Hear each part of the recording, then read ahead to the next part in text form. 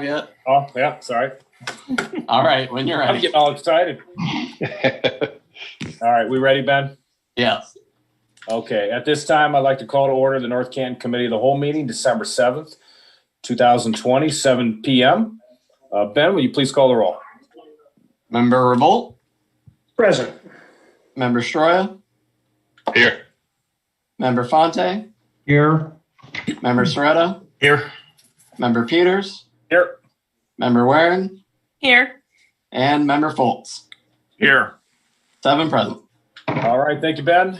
First up is Finance and Property. Chairwoman Warren, the floor is yours. Okay, so we have two issues under my committee tonight. The first is an ordinance asking for monies for water treatment chemicals, and this is pretty typical, something that we've done pretty much every year. And then the second one, and it's interesting to look. So I hope you all took the time to look at expenses that are going to be covered, and we'll need an ordinance authorizing the Director of Administration for these to advertise or receive bids, but it was anything over 50,000. And so if you had scrolled down, it was everything for police cars to renovation for the city hall to Arrowhead Kitchen, pickleball court installation, sludge lagoon cleaning, Monticello water distribution booster station, and just a number of other ones. But I think, Mark, this really it kind of goes to your point about seeing some of those things like, well, what do we spend $50,000 on and more. And so I liked having this here, and just interesting to see the project cost and where our money is going. Yep. So any questions on either of those? Mm-mm. Okay, then I would move that we move them to the agenda.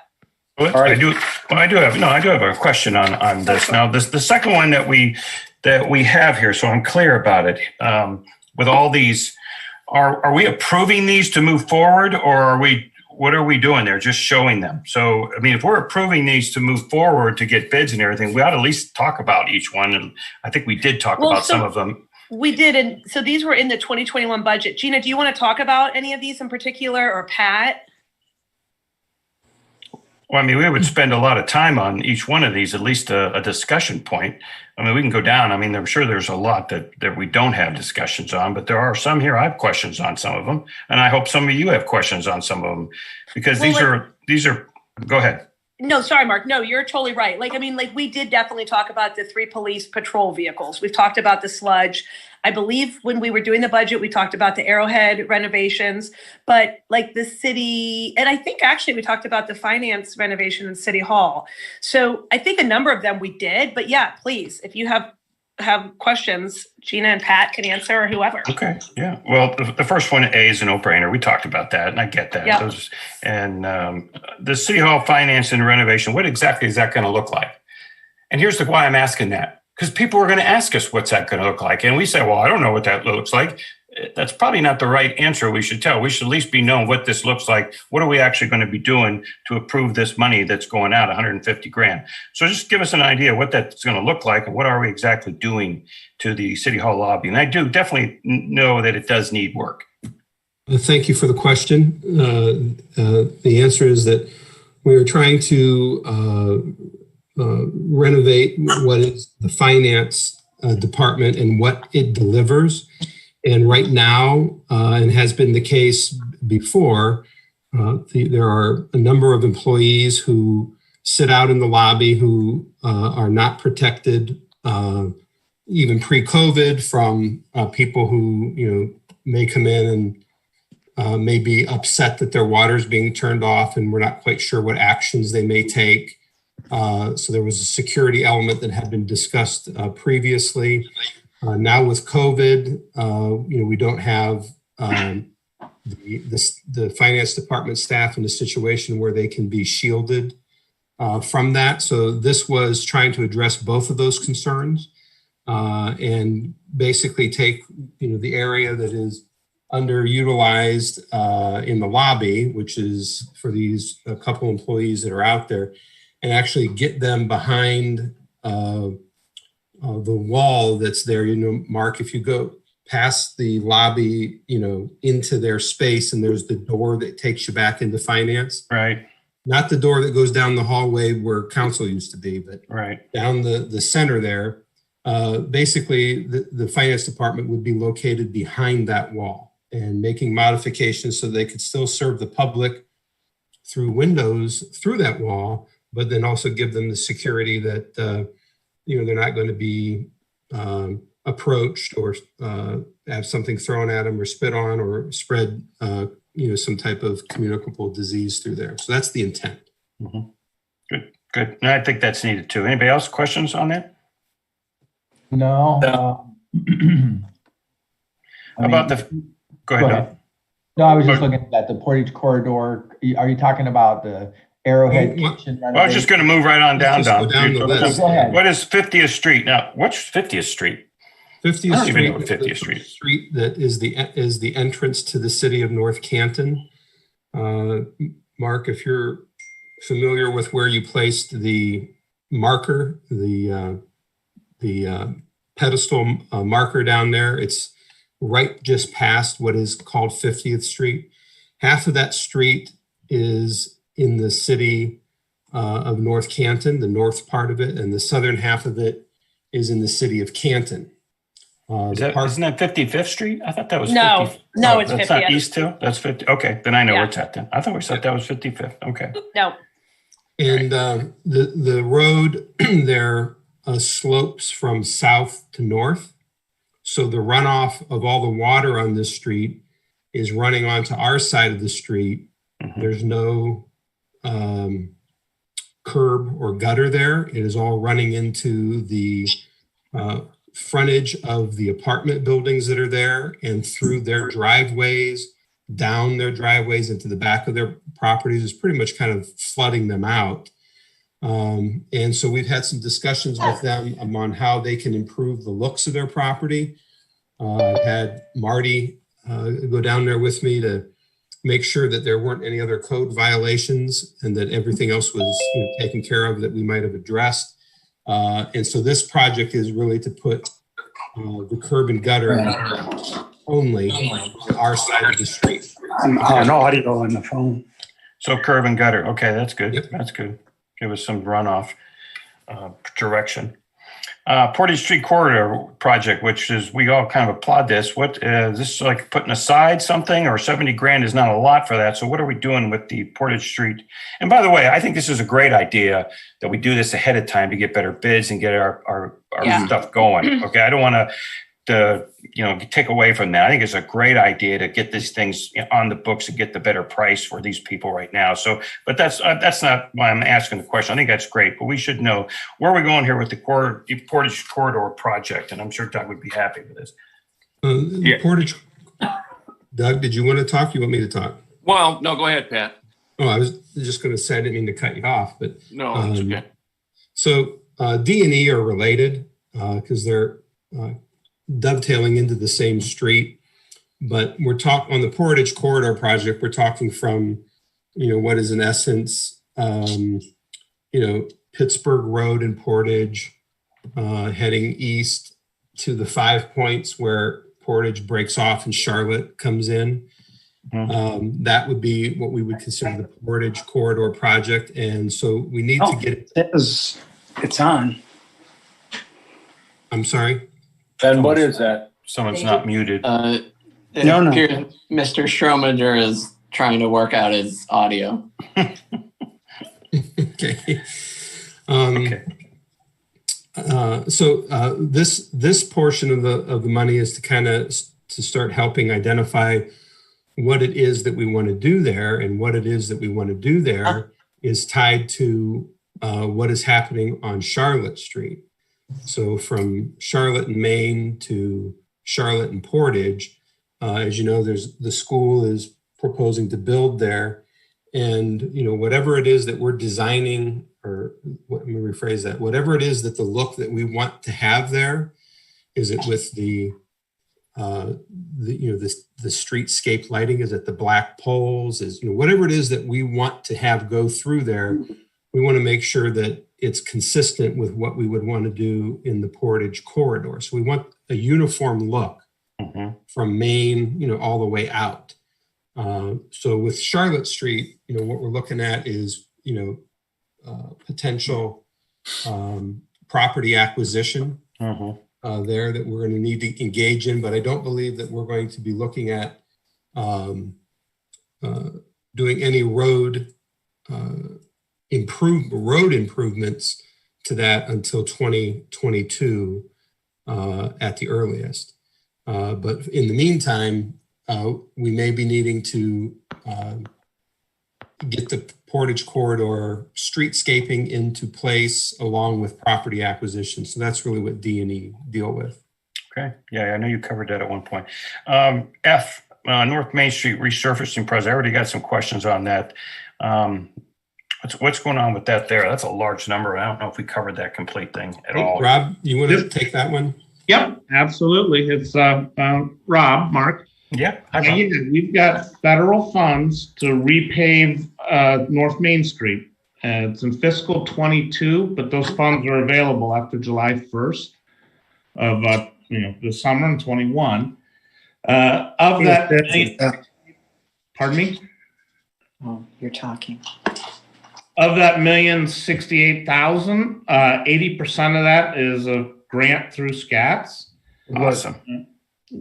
So that's 800,000. We also have at minimum 85,000 in municipal road funds, and I asked for 125. So we'll see if we get it. And then the remaining 10% or so, 100 grand, is our own money. And again, we'll, like I said, repave North Main from 7th all the way north to Orion. And between Apple Grove and Orion, we'll also get that bad joint on each side. See where all the crack sealer and stuff is. We'll do full depth through there.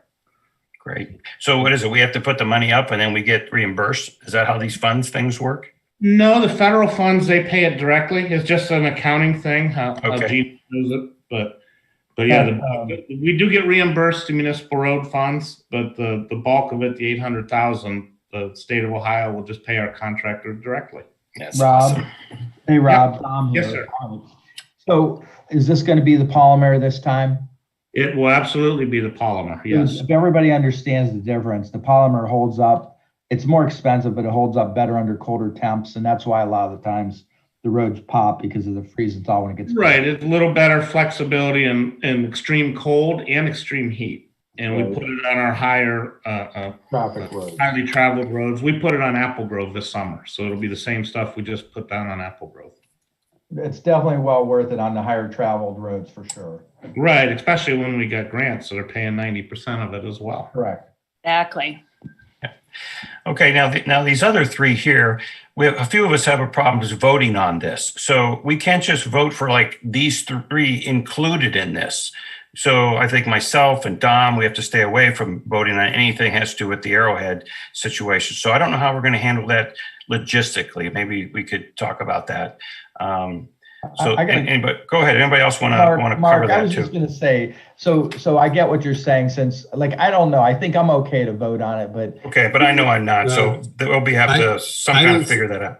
I don't think either one of you are okay to vote on it. I would ask you not to. Okay, never mind. I would also ask that you refrain from asking questions about it and let somebody else. Right. Okay. I was just about to do that. Anybody else want to take over the next three? Go ahead. The pickleball court's what I wanted to hear about. If anybody has anything to talk about. No, you can't comment at all, Dom. Oh, I can't do that at all. Okay, yeah. I retract the pickleball question. Pat? Yes.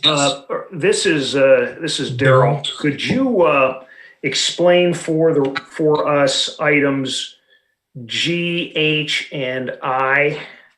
These deal with Arrowhead and, kind of where we are and why we want to do this.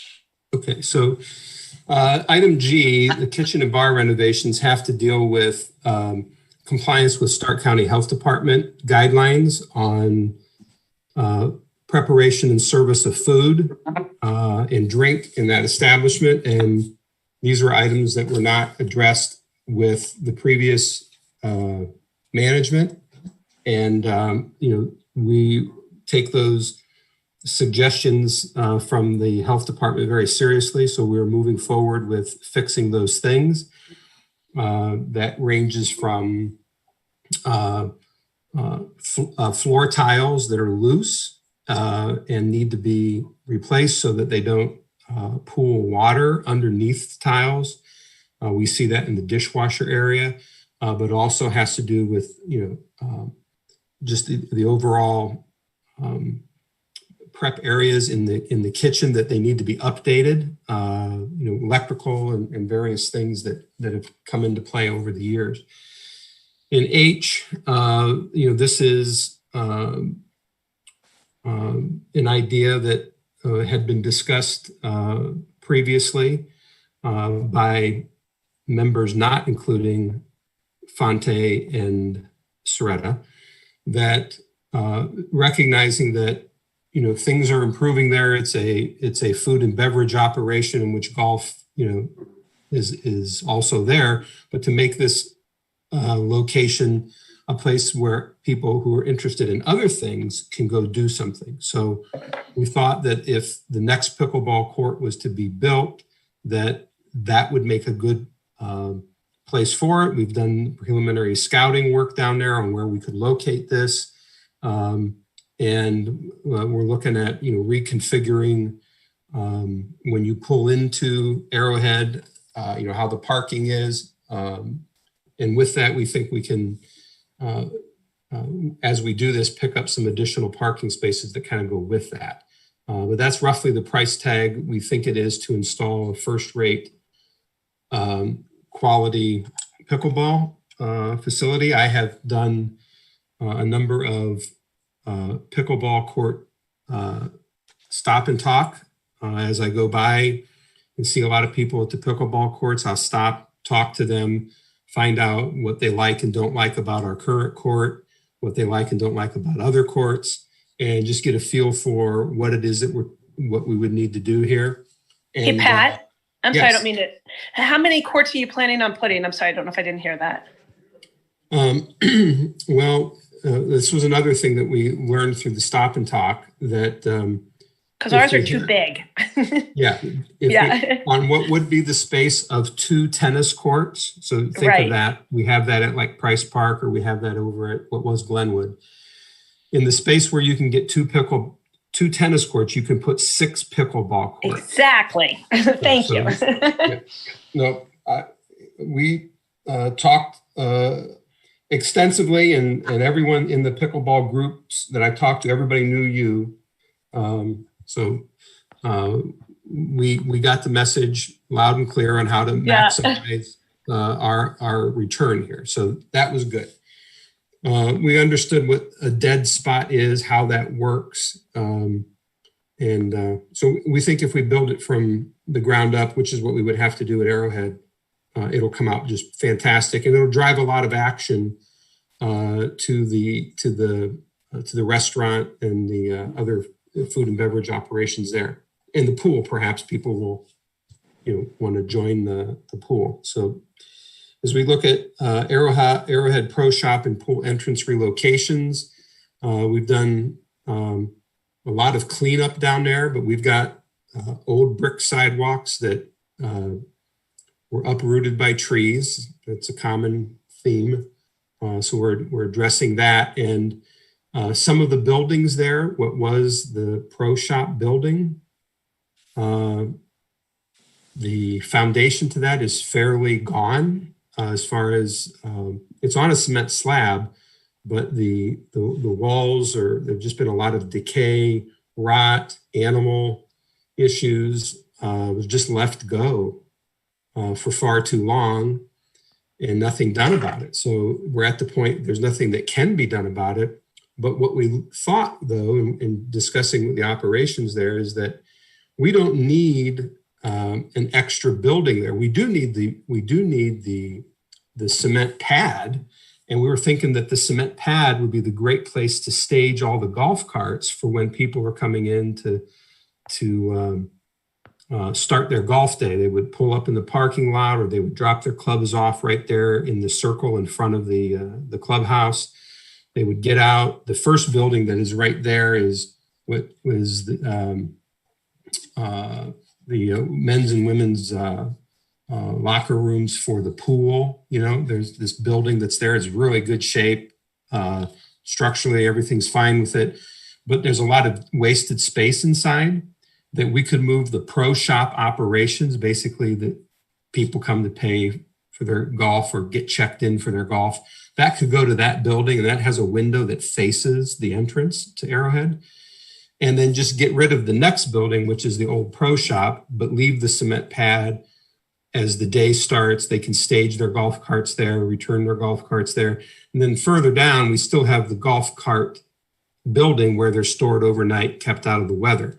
So really, it's kind of a demolition project and relocating the pro shop function to inside this other building. So I think it's a really cost-effective approach, beautifies it, and makes it, more sensical in the operations of that facility. I'm just going to go down the list, and then you can just stop and ask me questions if I don't cover it enough or if I fail to hit something. That's great. In J, the sealant for the Price Park walking path. This is something that we intended to do, I think this year, or maybe it was even last year, but we did expand the width of the walking path, but due to weather and how late that project went to get it done, we never really got the sealant on it that we wanted.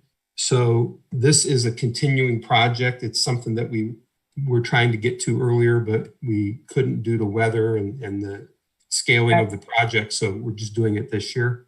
Patrick, quick question on the park there where we expanded that width. And it's nice. I know you guys fixed some of the low spots. We had a few complaints about that. Is it possible if we even waited one more year, would that hurt anything? And if we took that extra money and put it towards repairing sidewalks and sidewalk work?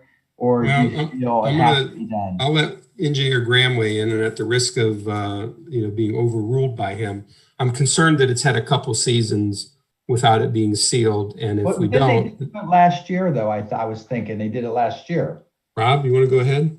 Yeah, we did the north piece off West Maple. We did 2 years ago, and then last year in 2019 we did the south loop off Glenwood, and then there were some low areas on their punch list for the south piece that they paved over by the pump house, kind of southwest corner, that they did this year. And we fully intended to get that sealed and protected, but we put it off because of COVID. Remember when it first hit, we weren't quite sure. So a lot of us came up with some places where we could save money.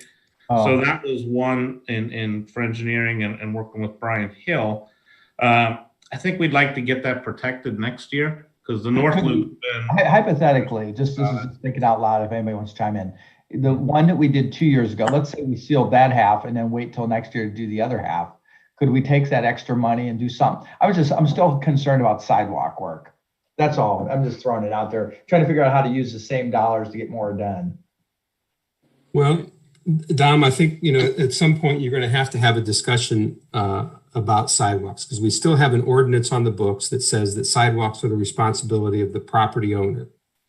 Okay. And until that is addressed, I don't feel that we can move forward. And that's why we pulled, 7th Street and the discussions with council about, hey, this existing sidewalk over here isn't done and you're putting in new sidewalks. All right, well, we need to have a real strategy about that. And part of it is I can't go out and cite people for failing to maintain their sidewalk if we're going around the city fixing them. How about this? If everybody's in agreement with this, why don't we see if we can get this on the agenda to talk about and see if we can come up with some plan? Because I think we should repair what's existing first before we do any new, and then maybe go to adding the connection points. Do you guys agree with that, ladies and gentlemen? Yeah, I think we need to get a plan going. Look at what other people do and come can forward with it. Can we put that on the agenda to talk about next opportunity? If everybody thinks that's fair, because I that's part of the whole scheme of what we're working on is to make it connected and walkable. Right. Well, that's a conversation we have when we talk about sidewalks, but we're talking about this right now. So let's. I get it, but I want to get it on the agenda so we don't forget since we're coming up on the topic. Okay.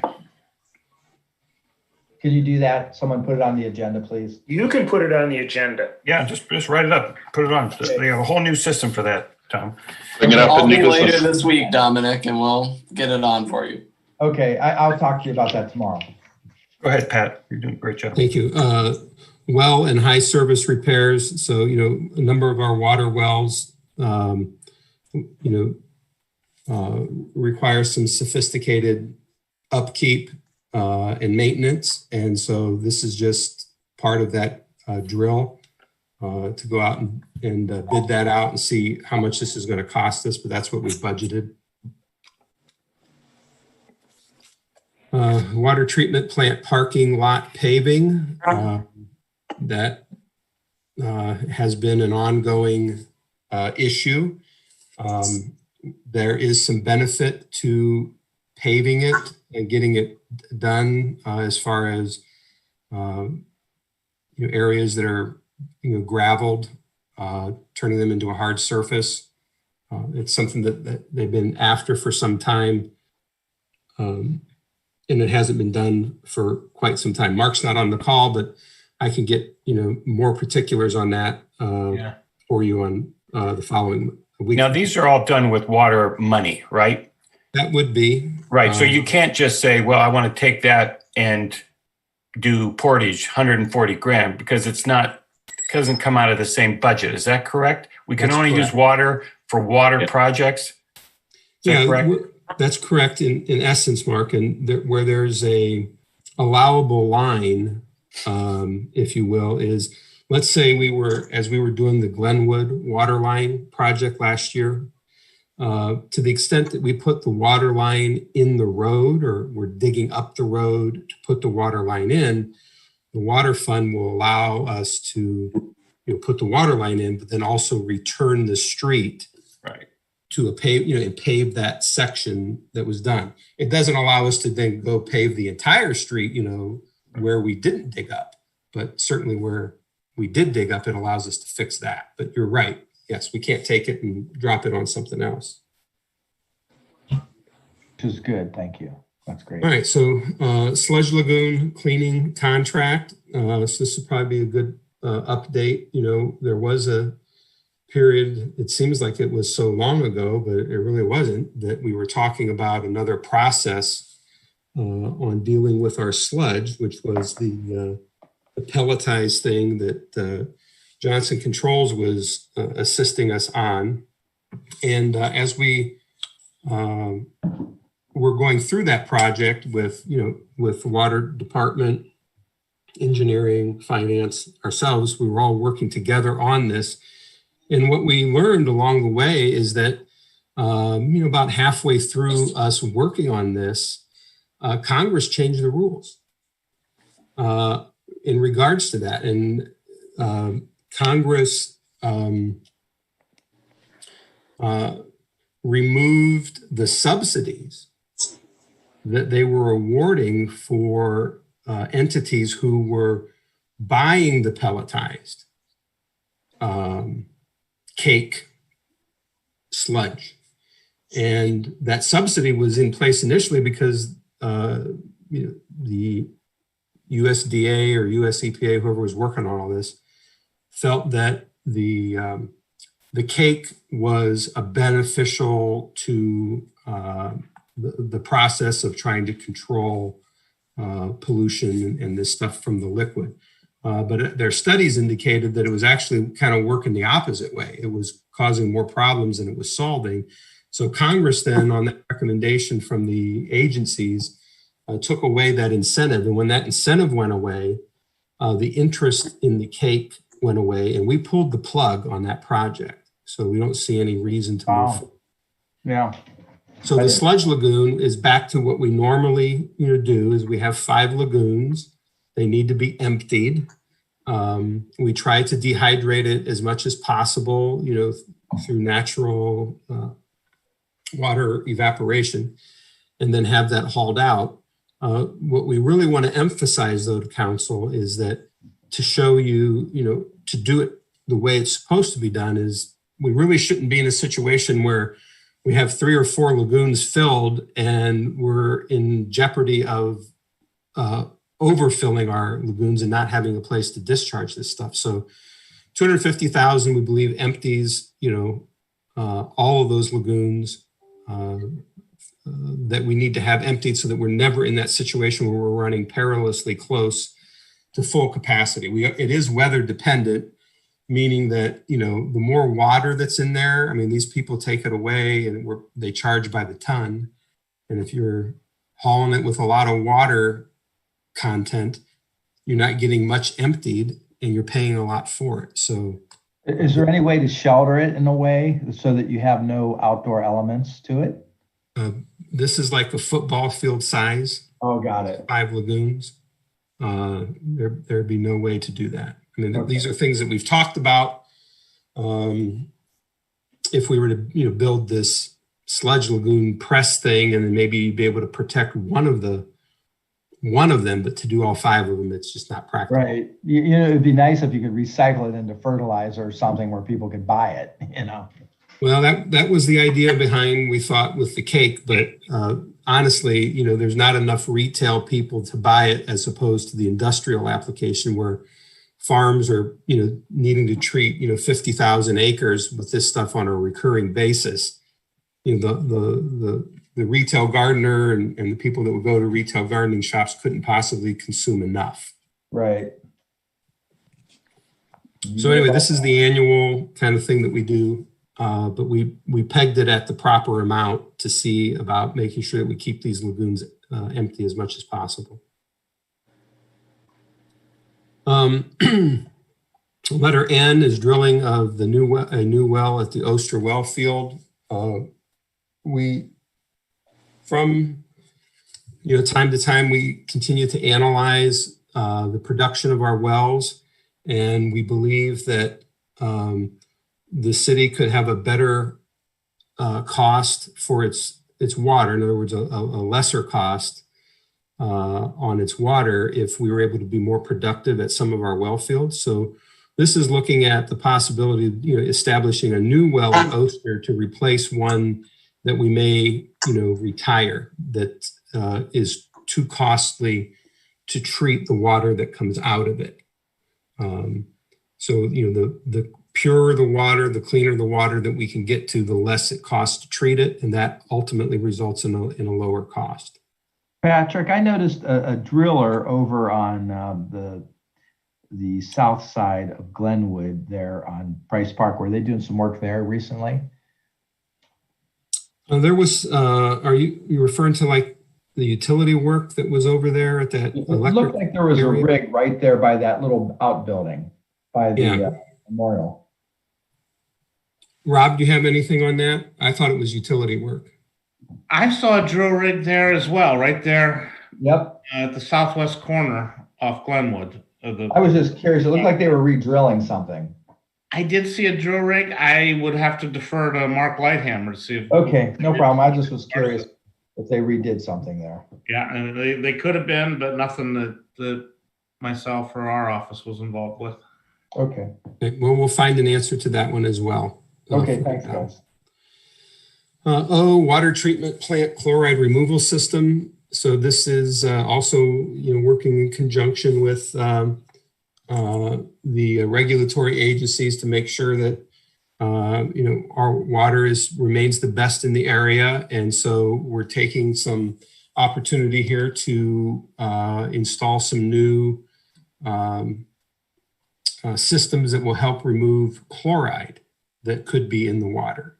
Not that there's a problem with it. We don't have a problem with it, but that's not to say that 5 or 10 years from now, we might have a problem with it. And if we did, it would be much more easier to deal with it now than it would be for when it becomes a problem.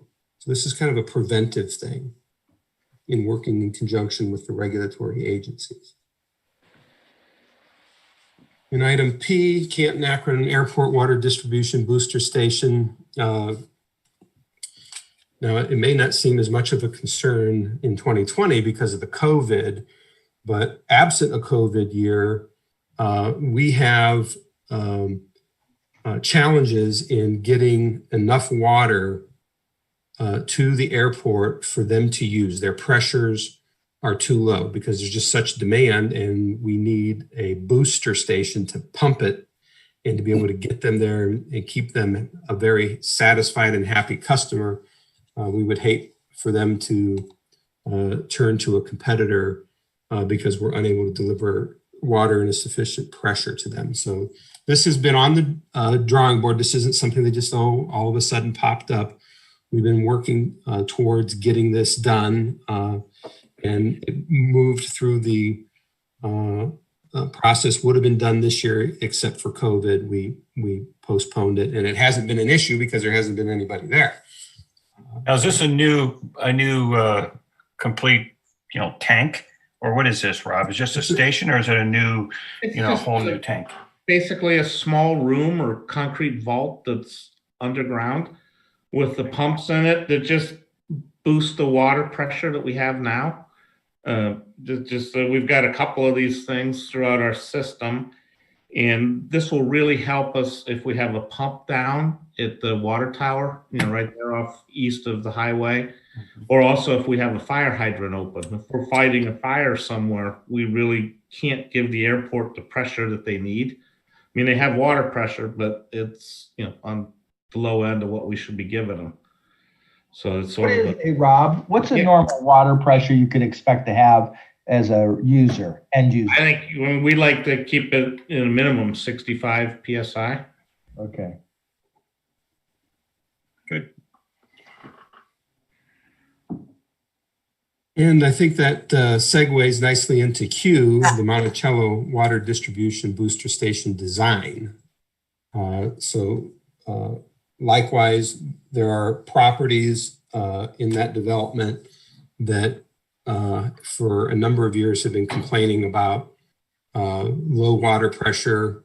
And Rob, I need you to help me in on this one. I think we explored like what we call an inline booster, but that didn't seem to bear the results. So we're looking to design a booster station for that development. Is that correct? Yep, exactly. We could go with the individual ones for a handful of homes. Basically, some of the houses at higher elevations in the neighborhood, you get up to their second floor bathrooms and whatnot.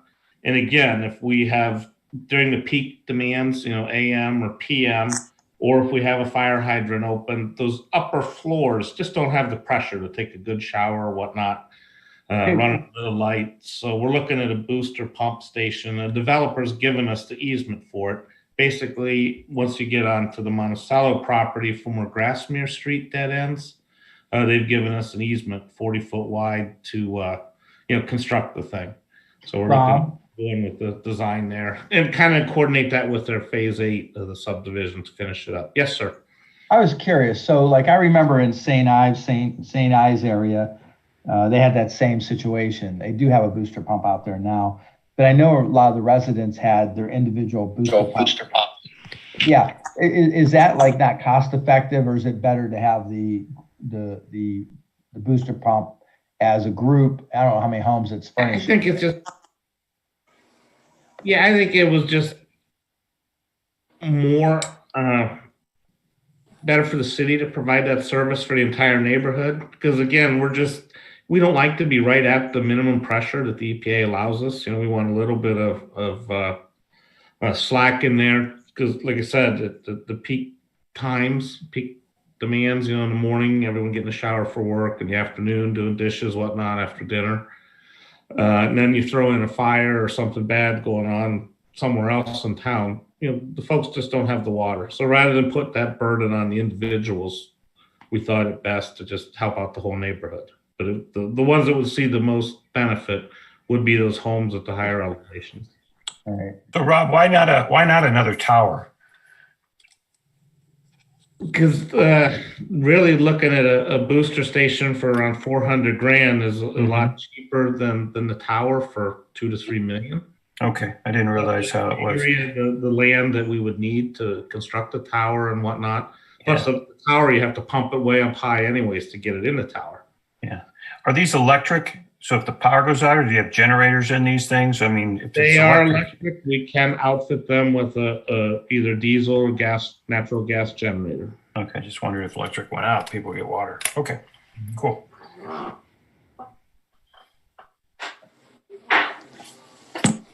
don't have any more questions. Pat, thank you for going through all that. I think it was important. I think we had good questions. Thank you for asking. All right. Does anybody else have any questions for Rob or Pat regarding this? No, I think it was very informative. Thanks. Yeah, Mark. great overview. Okay. May I have a motion and a second to move items 3A and B to the legislative agenda? Revolt moves. Now, hold on, if you don't mind. Dom and I are going to have a little issue with some of these, so we need to break this up somehow. I don't know how that's going to work, whether we move it or not. We still have to abstain from anything. We just need 4 votes, so. Okay. Yeah, we'll Just need thank 4. you. It's not an emergency. I abstain. Dominic abstains. Okay. Yeah, that's all good. All right, is there a motion? I second it. Full All right. second. Was there a motion? Who motioned? Yeah, Yes. revolt Carol moves. did. All moved. Okay. All right. All in favor, say aye. Aye. Aye. Opposed? Abstain. Dominic. Soretta abstain. All right. Let the record reflect Soretta and Fonte abstain. Okay. Thanks, guys. Moving on. Item 4, ordinance rules. Chairman Stroya, floor is yours. All right, thank you. Opening up for discussion, new rules for recognition of visitors. I'm going to take a drink right now. Hold on. So this is going to be decodifying and simplifying our rules. We've discussed this briefly before. We mentioned we need to try to separate invited guests versus just regular citizens that would come up and speak that would be subjected to the 5-minute rule. So there's 11 proposed rules in here. And just food for thought, one of our constituents mentioned maybe we should make reference to citizens versus guests or something of that like Hey, Mark. manner. Or Go ahead. Matt, when you're a speaker here for like a visitor or a citizen or whatever, are only North Canton residents allowed to speak, or can anybody show up and speak? Anybody can go up and speak, but they have to say, what their address is from. Okay. And I've looked into Visitors So- is probably a good way to do it then, because then it could be, yeah. if we say citizen, then people outside will think they can't chime in. So, but if that's the case where it's open to whoever shows up, then it should be called visitor, in my opinion. But if it's only citizens in North Canton, it should be citizens. Sure. So I just Okay. need clarity on that because I don't really know. Or, maybe it could be visitors/citizens or something. I get it because it's kind of a negative connotation, but I'll let you guys How about guest? take that. They're guests, really, guests to us. But I don't know. I'm just saying, I saw Larry Tripp made a comment about that. So, I get it. So I just wanted to make sure it's open to everybody or it's just open to the citizens. And then how does everybody feel about that? Right? Yeah, it is open to everybody. And maybe I did some research on this. So some places will maybe say, okay, do we have citizens first? Do we have anybody outside of the city that wants to speak? Something like that, where you're prioritizing. I've even seen a locality do veterans first, which I thought was pretty cool. But it's up for Well, we just want to discussion here. To all the people that have. Well, Yeah, right. I've read through all this, and I think what Larry's saying, I have the same problem with Rule 6, 7, and 8 is where I think I have a little issue with. And that is like a person who comes up, and tell me if I'm not getting this right, first of all, the way I'm reading it. It looks like individuals recognize visitors with our first having to file with the clerk of court or council, a fully executed recognition of visitors speaker agreement. Now, that just seems a little bit uncommunity friendly to me. If someone wants to come up because they haven't filled out their form, they can't speak to us. Now, am I getting this wrong? Because this is what it seems like to me. It seems like, if someone just comes up and they just want to tell us about a story or something, we have to tell them no suit for you because you haven't filled out your recognition of visitor speaker agreement. That part I have a little bit issue. And it moves on to Rule 7 when it talks about, they have to have their name, their home address, and stating the single subject on which he or she wants to speak about. Well, sometimes people have a few things to say in their 5 minutes, and rightfully so. They're constituents of our community, and this is their right to say whatever they want to say to us, as long as it's respectful. I get that part. Yep. So that part I have an issue with too. And then Rule 8 also, it kind of moves into the same thing, the recognition of visitor speaker agreement on file with the clerk. That just seems in me very controlling and really uncommunity-like, and I think we're better than that. I don't know what we're looking at. It's like, you can speak, Your Majesty, now that you have your form. So that part I'm a little bit kind of concerned about which way we're headed with that. But the rest of it I like a lot. I think it means, and the rest of it's no different than what it should be with respectfulness and so on. So anybody else have comments about that? Feel free. No, Rule 7, Mark, real quick. I made a mention to strike that because of the single subject matter. But yeah, this was presented to us. This is what other communities are doing. So, I mean, if we don't like that, let's talk about it. Absolutely. And didn't we have this go to the attorneys? I mean, we used the law director for this. Yeah. Yeah. So Ben, you can weigh in this. If I can provide some context. So currently we have a rule that you should begin public speaks by stating your name, address, and the subject on which you wish to speak. So that rule 7 is actually adapted from our current public speaks rules, not what Krugliak recommended we change. We just usually don't really enforce the one single subject matter. Similarly, the agreement is that the written agreement is a suggestion from Krugliak intended to make it more clearly understood that people who wish to speak have read the rules of decorum. So again, currently we have a rule that people who wish to speak are supposed to begin by stating that they have read and understand the rules. But again, we haven't really been enforcing that over the past year, at least. Do we feel we have a big problem with this issue? We have a problem, Dominic. I think we definitely have a problem at times. And you have to remember that it's not just us that are listening. It's outside people who want to do business with us. And if they think that it gets pointed and angry and words are thrown that don't have any meaning for the better of the city government and for other people, we don't have to go down to that standard. And so I think that this is an issue that we need to talk about. And if other communities aren't allowing it, people look at that and say, well, why would North Canton allow this kind of behavior?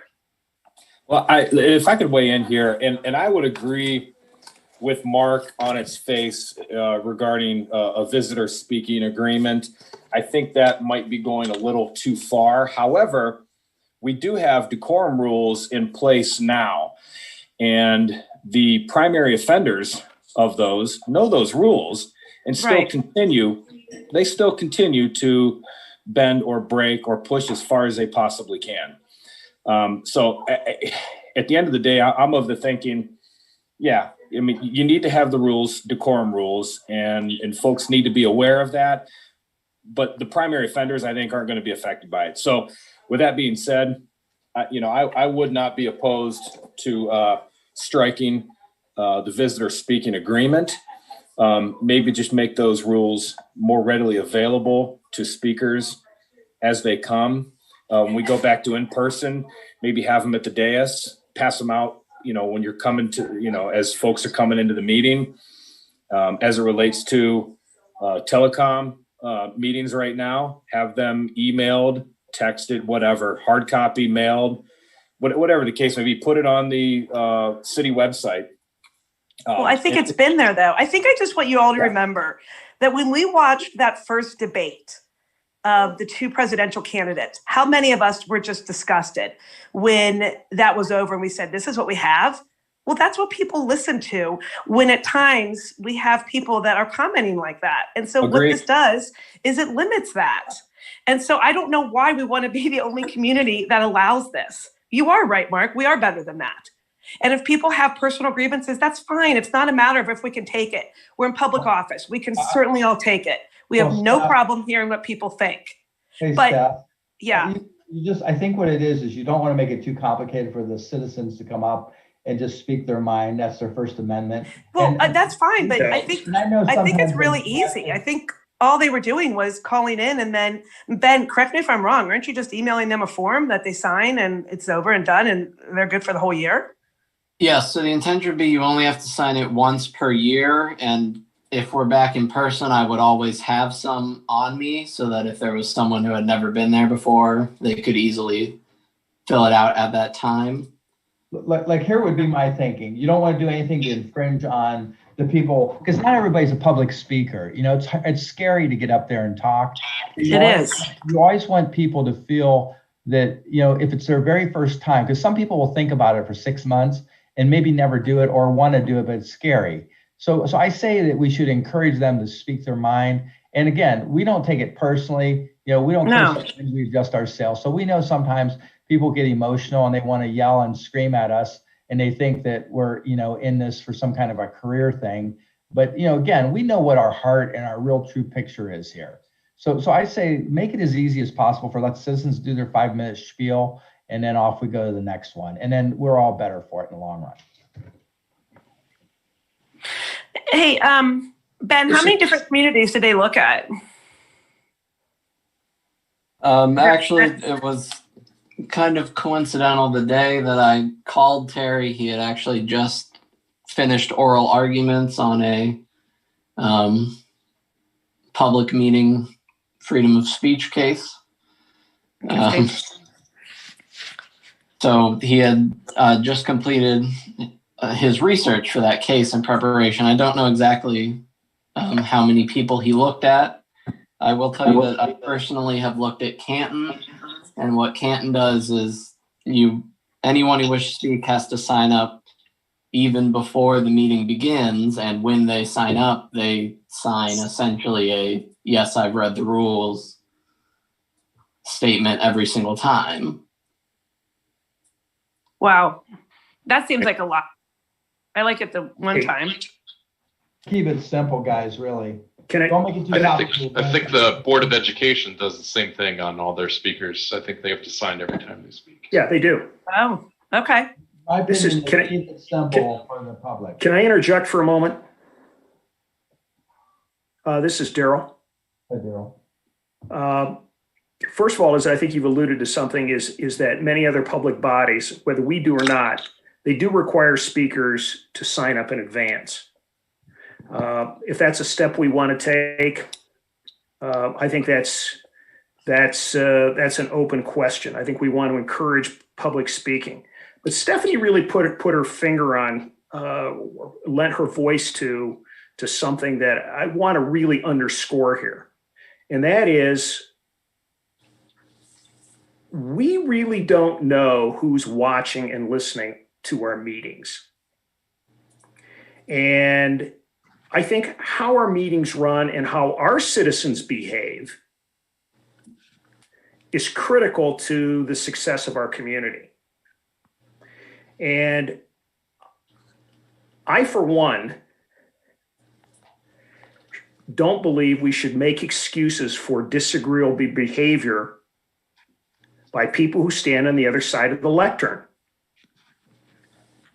We're here to hear an opinion, but that opinion has to be governed by certain rules of decorum. And I think that's conducive to sound deliberation of issues. Otherwise, you have a verbal brawl. I don't think that's what we really want or we want to encourage. How this body gets there, I think we'll have to decide. But having watched the operation of our meetings over the last 36 months, there is a certain disagreeableness that has crept into public speaks. And it bumps up against personal attacks. It bumps up against patent falsehoods. And I don't think that reflects well on our community. And I think we try to answer those, and we should, to answer legitimate questions. But I think as people look at how our body conducts its business, our council, our city, I think it's important that we do have some guidelines. Think about it for a second. Imagine if some business came to town and said, I'm going to bring 300 employees. And for whatever reason, we had somebody on the other side of the mic launch into the most disagreeable attack on that opportunity. Does it happen? Sure it does. It happens in communities all around the country. It's happened in our community. Well, This is my point, Dominic. Exactly.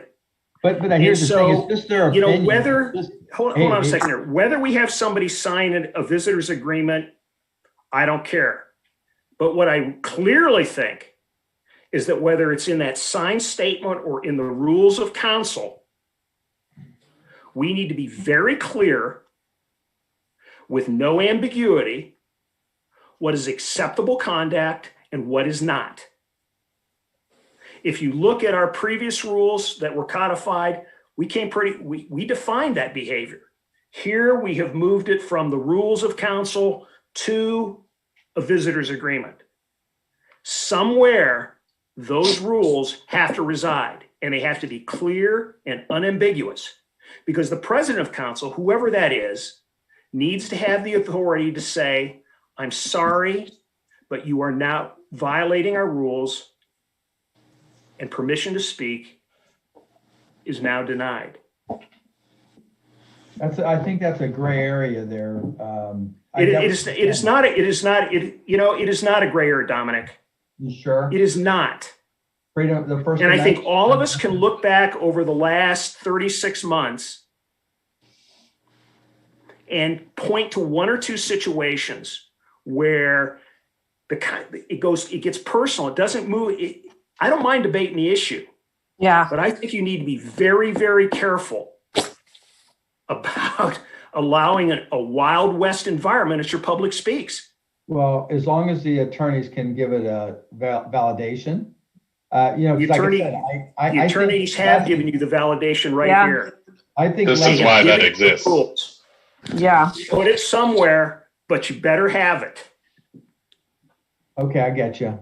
So what does everybody think of rules 1 through 4? Is there something that needs to be clarified or added to a specific type of behavior? Is that what you're looking for on this, everybody? Those are all about respect and common sense stuff. I like all that stuff. Yeah. Yeah. It's good, Matt. It's rule 6, 7, and 8 that I have a problem with. Yeah, and that seems the crux of the argument. Absolutely. Well, this is Member Folt. So, 7 they cleaned up. You said single. We're not saying you should talk about a single subject matter, even though other communities do it, right? So that's corrected there. There has to be a way, because we're not talking about an occasional speaker that creates the situation while we got to tighten our rules down. It's more of our regulars that seem to get too passionate about their beliefs and leads to, as Daryl indicated, more of a heated public speaks or a negative public speaks. And things can be negative on the issues, but don't be negative to the people who are serving their community. Don't be negative to our administration who is trying to do good things. We can all agree to disagree, but there is a limit to it, and I think we have to keep that in place somehow or recognize that. Yeah. Number 10, the one I want to discuss too, and Matt, you go through all the rest of them, but like I said, I don't have a problem with people signing this document once a year. And if we're in person, it's going to be very clean and easy to do if someone wants to speak, the occasional speaker. I don't have a problem with that. Number 10 is the one I really want us to look at. I think when public speaks is finished, if we decide to weigh in, becomes a debate. It's almost going to come back and forth between the audience. I would still prefer to wait and address any of those concerns at the end of the meeting, or not having a back and forth conversation with whoever the speaker is. I just think it gives us time to think about it and prepare our statements. And listen, if it's a half hour while the meeting's going on and it's after that we address it, I don't think that's an issue. And if it's such an important matter, we've seen the administration, the administrator, so forth, the mayor, take that person to the side and get more information, and we would, actually look more into it. So that's my comments when I look at 10. I know we have the right to engage them, but I think the hard and fast rule is say what you want to talk about, and then we will address it when we go around for final call or our time later in that meeting. That's my point. Yeah. I agree with you on 10. The other part I don't, but I agree with you on 10. I don't think one speaker should hold up the entire meeting in our agenda because of an issue. So right. I do like the fact that we address it, but I hope we do address it, because just to leave people hanging and not actually answer. And we're always open to come right up and ask us afterwards. And when we're not into the COVID era, get that. That's so right. Everybody has a phone. Everybody can be reached by phone as well. Yeah. So how do we want to change Rule 10? Do we want to strike? Yeah, I would. That second part and just keep the first sentence? Yeah, just the first part. Basically? Okay, perfect. No, yeah. I wouldn't respond. I would just say we don't need to respond to the speaker's comments till later in the meeting. Look, Rule 10 is there to protect. This is revolt. Rule 10 is there to protect the speaker. We want the speaker to have 5 minutes right to develop his or her argument without interruption. That's important. Yeah, it is. Okay. So if we strike that second part, then it kind of strike the second part. Yeah. Okay. All right. Yeah. This is Diorio. For what it's worth, since I'm leaving myself out of the discussion only now to be brought into it because of city employees, of which I'm one. My question is that when something is stated and it's a material misrepresentation of a fact that's important, my concern is that can't be addressed at the beginning of the meeting, but has to wait until maybe an hour and a half later to address it. If we are concerned about other people watching what happens during a city council meeting, the outside people, we don't know who's watching, argument, are they going to stay around to hear the rule, hear us rebut it at the end? Because I don't know that it's stated at the beginning that, okay, we're going to let you speak, but none of us are going to speak. But if you want to hear what we have to say, you got to wait till the end. So you're saying, Patrick, I'm certainly able to take criticism, but I'm just concerned about a material misrepresentation of fact. No, really that's a good point, Pat. How about if someone has an issue like that? Oh, I'm sorry. That's okay. Y'all keep talking on top of each other. Yeah, that's the problem tonight. How about, Pat, that's a good point. How about if whoever feels that they need to answer that right now, make a motion to the president that he would like to answer that or to respond at that point, and that then can be, approved by that, because, we're all good people here, but there could be a council person who has a vendetta for the next person and they just want to go back and forth, and the rest of us sitting there with our eyes rolled, and you've already been through this back and forth speaking. We surely don't want to allow you to speak or badger back and forth. But if, someone feels that they need to represent or answer that issue, they can easily make a motion to the president that I would like to respond to that person, and maybe we can have a roll call vote. That might be an idea. That's a good idea. Well, I think the mayor or the director of administration, this is a revolt. The mayor or the director of administration, to Pat's point, should have the ability to respond, particularly if it's an important issue that has been misrepresented. I think that's fair. Let me ask you guys this. Does that need to be incorporated in this rule, or by not saying it in this rule, is it allowed to happen? And I don't think they're any more important than someone who's being hit by a slander of some kind of a council person. I don't think, so I think even that needs to be, let's say someone says Matt does something wrong and it's out of context and it's definitely not true. He has the right then to ask the speaker, the president or whoever, to say, I would like to respond to that. The authority to the council president. Yeah. Yes. Okay, so maybe we add a separate rule for that. Because that seems to be I mean, I don't think it really needs to be part of Rule 10. Maybe that needs to be Rule 12. This is Dom. I think that any council member, administrative person reserves the right to respond, period. Then let's make that Rule 12, right? Respond, what do you guys think about Part that? of Rule 10. Look, again, you revolt here. You want to make sure that the person, the citizen, the guest, the visitor, has the right to speak for 5 minutes. When that's concluded, then anyone at the dais has one of two options. One is during public speaks to maybe ask the president if they could respond. President Council controls the meeting. He can say yes, or he may say, hey, could you wait until reports? There you go. But that way, there is a response, particularly if, the citizen may want a response. He may not want to sit for an entire hour. No, I agree with that, Daryl. It's Dom. Makes sense. And again, I think one of the frustrating things for citizens is many times is, they know they can call us or they can see us after the meeting, but maybe they don't want to wait. They would really like to have that response then. And then follow up at the end of the meeting. As an example, as in my current position, a person who spoke at Public Speaks alleged that I altered public documents. And I take that very seriously. And I would hate to have to wait an hour and a half to respond to that. In fact, if I'm not allowed to respond to it, I probably would just leave the dais and go sit in the audience and come up and take my 5 minutes at the dais under Public Speaks. Those are the kinds of things I think people want to be able to respond to. Somebody says, yeah, you signed a contract that paid this amount for this thing, and I think that's outrageous that you did that. It's too much money. It's a waste of money. You shouldn't have done that. That's criticism that I can accept. Good point, Patrick. Yeah. So, well, I think this request from permission to speak is probably controlling enough.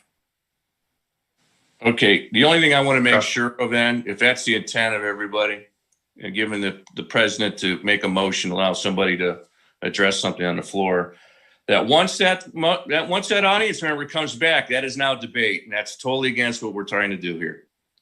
If you allow that to happen, if you yell out from the audience, if they want to engage in it further, I think you turn the Public Speaks into a debate, and that's really not the intent. Not the House of Commons. That's what I want to make sure that doesn't happen. And we're saying this now with calm, collected minds. Yeah. Okay? Yeah. But exactly. I that's my point here. Those are good points. Somebody addresses something you want to listen. I get it. But I think if anybody, this is a compliment to you, Daryl. You do it better than anybody. At the end of the meeting, you write down what was said, and you come right back and address it, and you go point by point, and it's handled. Now, if you want to make a motion, allow member revolt to discuss this Public Speaks portion statement earlier, I guess to Soretta's credit, then that would be the opportunity to do that with our council. Make a motion and then we approve it, or the president of council makes that determination on his own. However we want to do it, but I just don't want this to become a back and forth. That just totally. Nor do I. It defeats the whole purpose of what we're talking about. This whole all these new rule proposals. It really does. Rule 1 through 4 talks about that. No outbursts and so on. And once that person sits down, there should not be any more outbursts. If that happens, But it does happen. Yeah, if that happens once, that person should be asked to leave the meeting after one warning. That's my point here. We can't Agree. Well, I think, what's really important here is I think all of us recognize the critical importance of citizens, whether they reside inside our community, outside of our community, have the ability to address this council. To Pat's point, we want to hear good and bad. The only thing that we ask is that a level of decorum be observed because it reflects upon our community. And I agree with you, Daryl. Completely. I think it's a good idea that we state some things before people speak. Jeff's done a very good job of that lately, but sometimes we forget.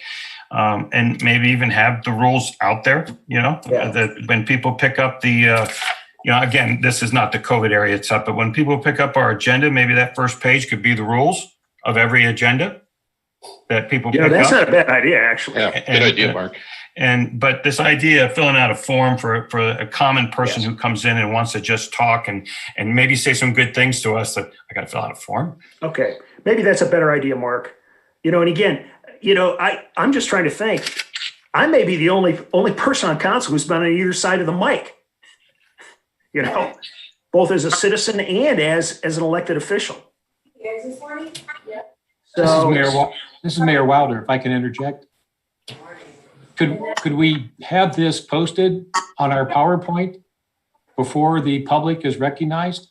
And so it's always there every meeting, whether it's in print or on the PowerPoint. Maybe I missed that in the conversation. I think it's fine. That's a good idea. That's good. That's good. Okay, Matt, do you know where you're at on this end? I do. So, here's what I hear and here's what I agree with. I don't think anybody wants to limit citizens from speaking. And I think that the form appears limiting. So, the crux of the argument is this was recommended by our legal team.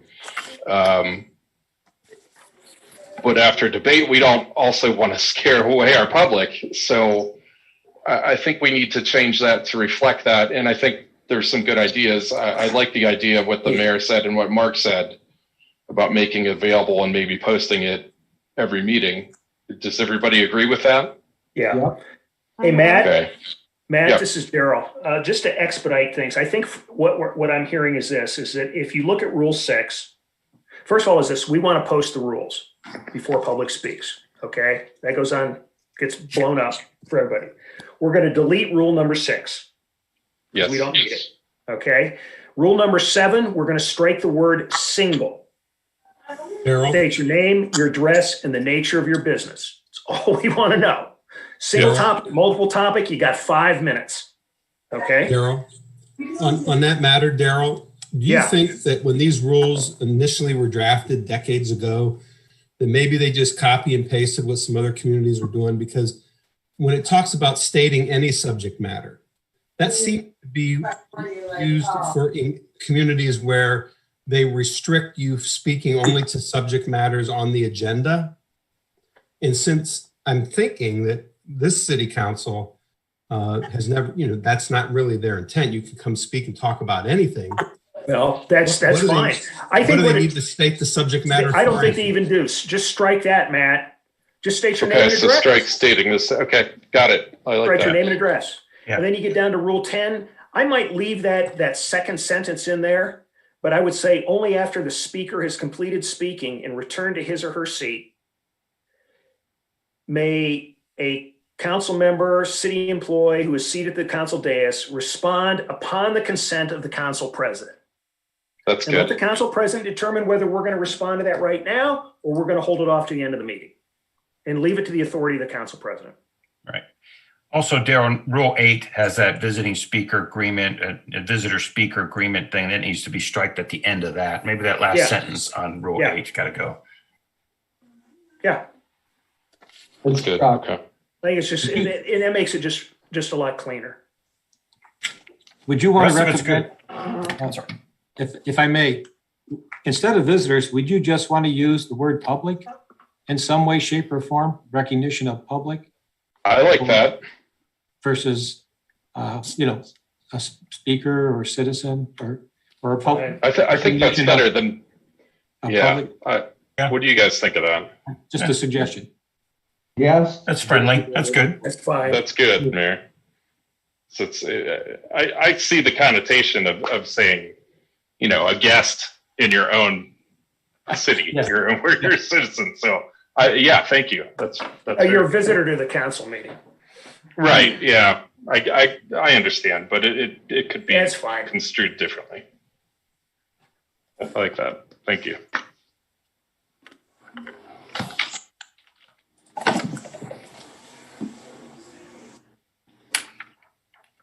Okay. Okay. Anything else on this, guys? Nope.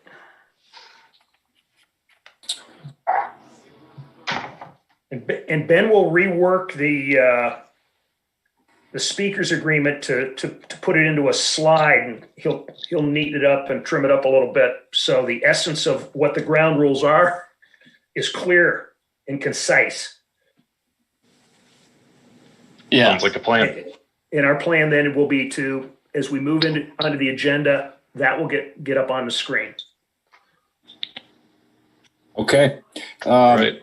Anyone else have any more comments or questions from? Good discussion, team. Hey, Jeff.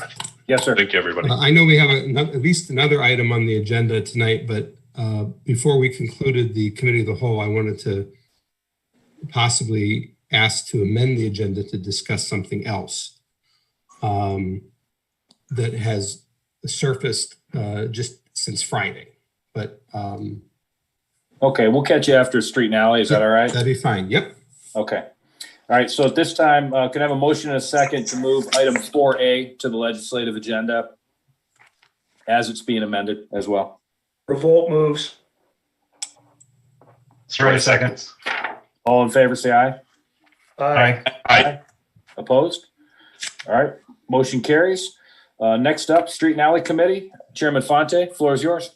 Thank you. So this is our annual, and which is actually great because Rob is Johnny on the spot here. And if you noticed last year too that we've been doing this, we've been able to get really good pricing strategy because we don't wait till the last minute.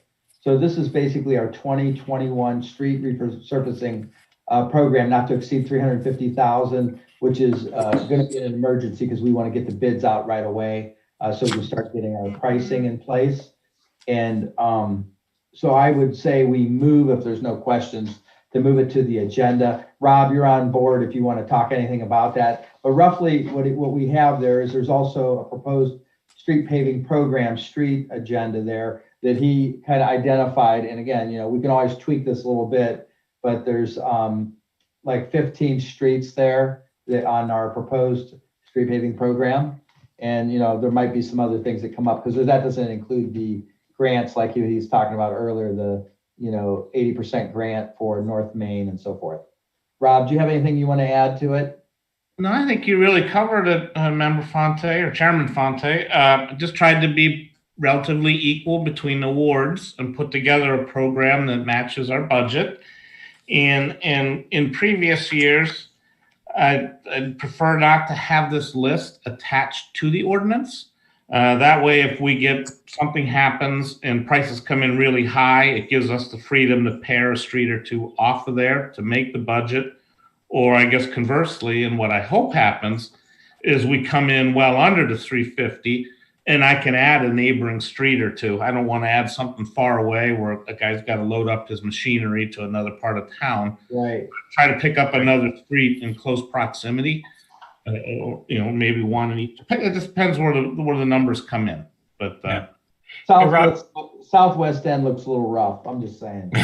Rob, do you have enough leeway with the budget there when the snow finally goes away? Some of these roads are going to take a beating, and we haven't noticed them until, you know, the spring. These are all the ones that we noticed last year for the most part. Do we have some room there that, you know, because you know there's going to be some right. I hope so. I guess we never. Let's put it this way: if a street that was in rough shape last year and we have a bad winter, that street's only going to get worse. Absolutely. In any new street, yeah, we could have something that really could get our attention for maybe 2022. Or if we have some monies left over, whatever, if we have to address it, we have to address it. But we could always do some sort of patch if something really snuck up on us. But to answer your question, that I tried to take last year's numbers and bump them up by about 12%, not knowing what the market's going to be. But I think in getting it out early, that only helps us. Yeah. That worked well the last 2 years, Rob. Yeah, it's a great idea.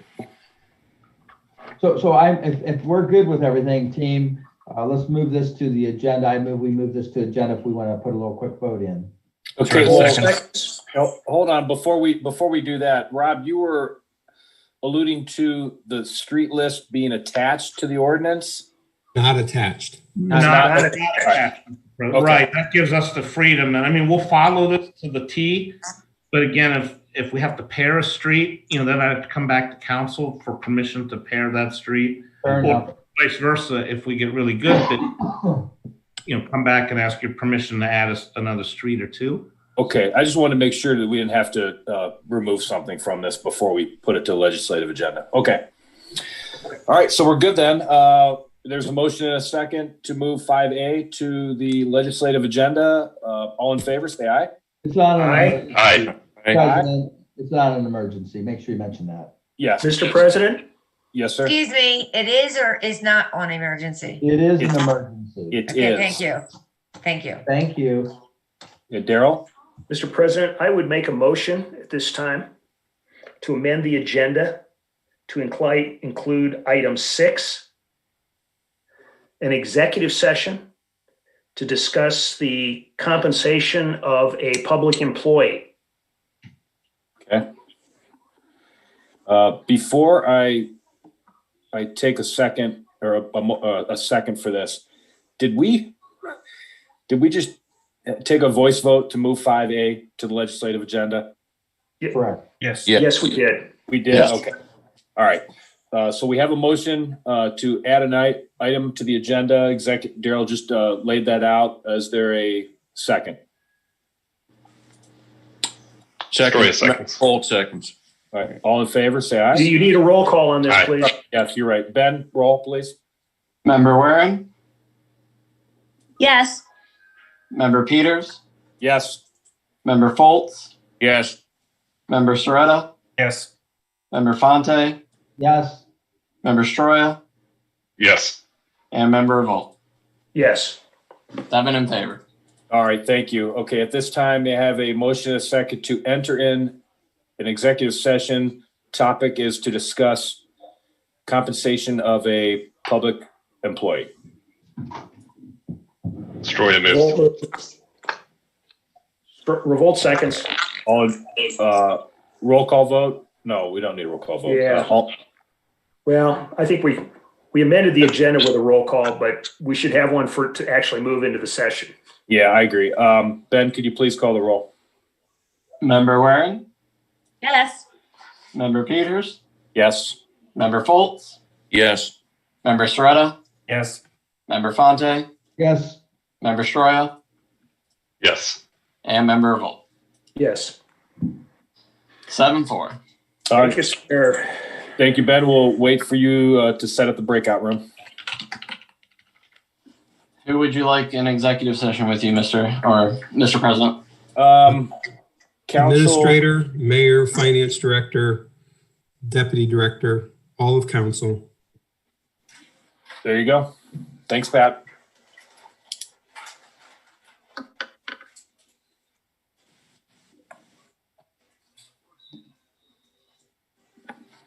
All right, I'm going to open the executive session, and for everyone watching at home, the stream is going to pause on the screen you see now until executive session ends. Thank you.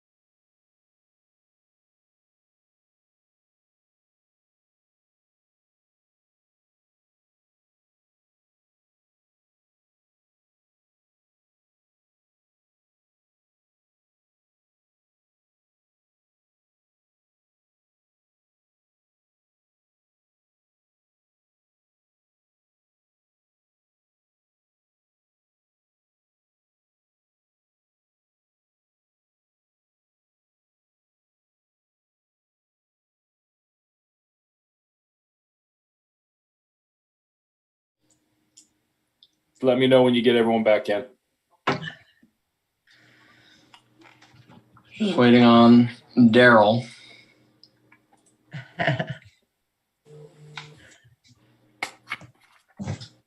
Okay, are we having fun yet? Always. Absolutely. I'm hungry. I think I missed dinner tonight. Hey, Peters, why do you got to rip on my rule? All right, everybody's back. Because he's the president. That's why. Yeah, I'm throwing my weight. That was funny. Yeah. We are up and live. Okay. All right. At this time, I'd like a motion and a second to adjourn our executive session. Revolt moves. For a second.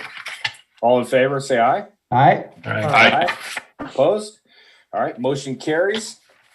And let the record reflect no action was taken. And that concludes our committee of the whole meeting. So I entertain a motion to adjourn this meeting. Story moves. For a second. All in favor, say aye. Aye. Aye. Opposed? All right, motion carries. We are adjourned. All right, now at this time, I'd like to call to order the North Canton City Council regular meeting, December 7th, 2020. The time is, 8:51. Wow. Yeah. Opening prayer. Mark, Dom, would you like to lead us in prayer? I'll be glad to. Thank you. Lord, thank you for what you have given us, and thank you for being with us as we move forward. Help us to listen, to understand, and make decisions to help your people of this community. Also, let us have a special prayer and silent time on this date, or for this date, I should say, a date that will live on in infamy. This is Pearl Harbor Day. Let us have a special silent time for those who have given their lives on this date for the freedoms that we enjoy today.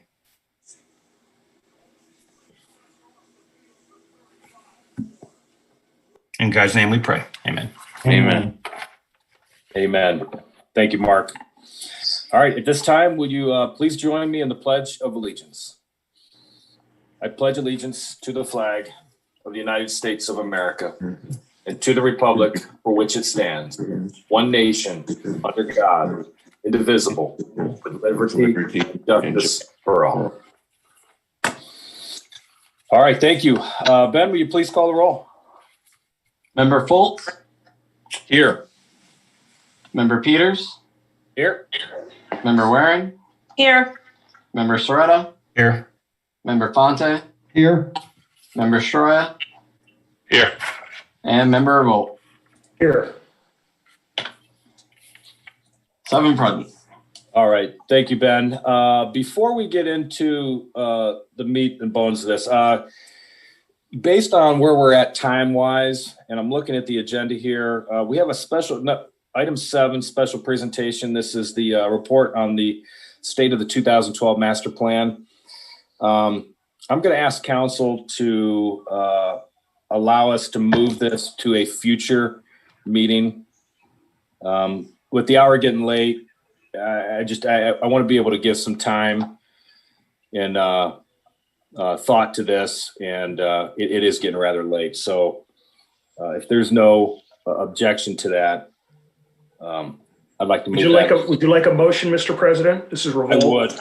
I would. Revolt moves that. Where in second? Oh, sorry. Go for it. It's done. That was a good idea. Okay, so there's a motion and a second. All in favor, say aye. Aye. Aye. Opposed? All right, motion carries. I appreciate it. And my apologies to Mr. Strominger for waiting on so long. I didn't realize this was going to go this long. So we will give you ample time at a future meeting. I totally understand, President Peters. All right. Sorry about that. I really am sorry. All right, sir. Well, we'll see you soon. All right. At this time, I need a motion and a second to approve as presented minutes from November 9th, 2020, City Council. Minutes from November 16, 2020, Committee of the Whole. and minutes from November 23rd, 2020, City Council. Folt's motions to approve as presented. Revolt seconds. All in favor, say aye. Aye. Aye. Opposed? All right, motion carries.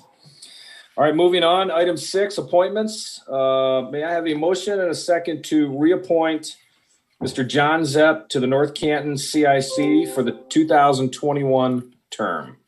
Revolt moves. Do I have a second? All in favor, say aye. Aye. Opposed? All right, motion carries. And for items 6B and 6C, may I have a motion and a second to select member Stroya as the council representative to the North Canton Planning Commission and ZBOA? Revolt moves. Is there a second? All in favor, say aye. Aye. Aye. Opposed? All right, motion carries. All right, at this time, recognition of visitors. Ben, do we have anyone speaking tonight? My screen says none, so I'm Ben? Sorry, I was on mute. We did not have anyone sign up for before the deadline today. Okay, all right, perfect. All right, so moving on to old business. May I have a motion and a second to read by title only ordinance 68-20? Revolt moves. Volt second. Stroya seconds. All in favor, say aye. Aye. Opposed? Motion carries. Ben, please. An ordinance to amend Chapter 135, Department of Fire and Emergency Medical Service of the codified ordinances of the City of North Canton, specifically Section 135.03A, Personnel, to create the Fire Battalion Chief position. All right, thank you. We've discussed this in committee. We've had the first reading. If there are no further comments, I entertain a motion and a second to adopt the second reading. Revolt moves. Volt seconds. All in favor, say aye. Aye. Opposed? All right, seeing none. We'll move on. Hold on one sec. Bear with me, I lost my spot there. May I have a motion and a second to read by title only ordinance 68-20? Thanks. 72-20. 72. Oh, what did I say? I'm sorry, 72-20. Thank you. Revolt Volt moves. moves. Volt seconds. All in favor, say aye. Aye. Aye. Opposed? Motion carries. Ben? An ordinance authorizing a mediator to grant specific awards in the collective bargaining process by and between the City of North Canton and Fraternal Order of Police Ohio Labor Council Incorporated Police Lieutenants and Sergeants, the Ohio Patrolmen's Benevolent Association Patrolmen, and or the Ohio Patrolmen's Benevolent Association full-time dispatcher/lead dispatcher if negotiations continue past December 31st, 2020, and result in a mediation conducted by the Ohio State Employment Relations Board. All right, thank you, Ben. Yes, we discussed this. Yeah, go ahead. Mr. President, if I might, I would like to make a motion to amend ordinance 72-20 as follows. In the short title, strike the word mediator and insert the mayor. Thank you, Ben. And in section 1, strike the word agrees and replace that with authorizes the mayor. Okay. And before you do that, I would ask Ben to scroll back up to the title. And I would, Councilman Revolt, the way that reads, that is technically not correct. Okay. It's an ordinance authorizing the mayor, what it says down below, to enter into an agreement to allow a mediator to grant specific awards. Okay. And it's a technical correction. Inadvertently, the way it was written, it put the council in a position where they're the ones doing the negotiating. Okay, Right. so should say, let's go back up there to mayor there you got it, to execute.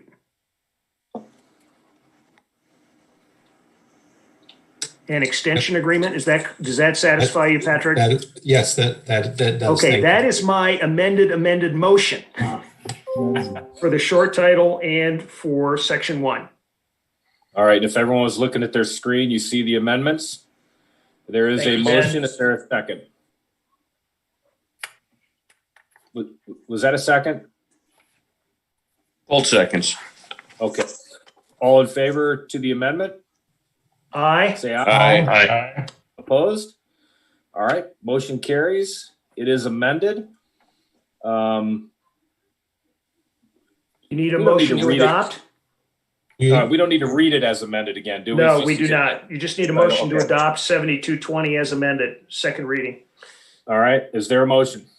Revolt moves. Both seconds. All right, all in favor? Aye. Aye. Opposed? All right, motion carries. All right. Mr. President? Yes, sir. We're moving on to new business, and I would propose a motion to include item 10A. An ordinance accepting an allocation of $47,290.62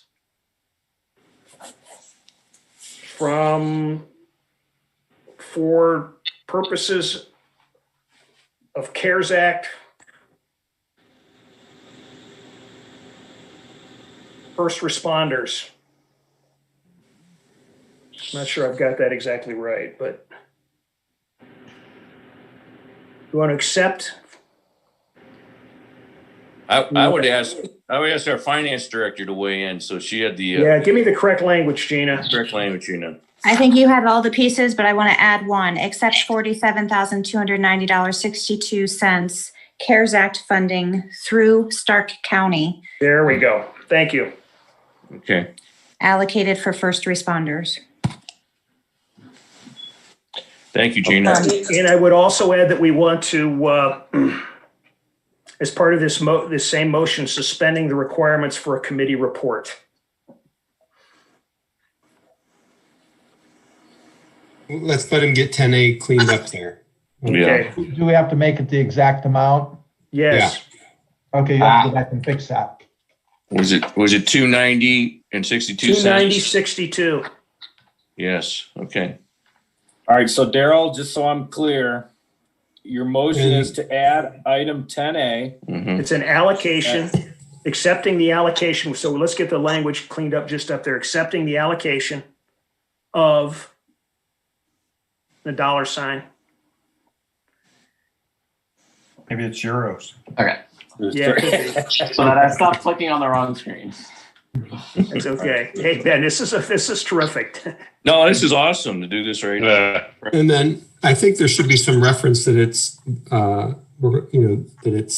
hazard pay. Yes. Offsetting the costs of first responders' hazard pay.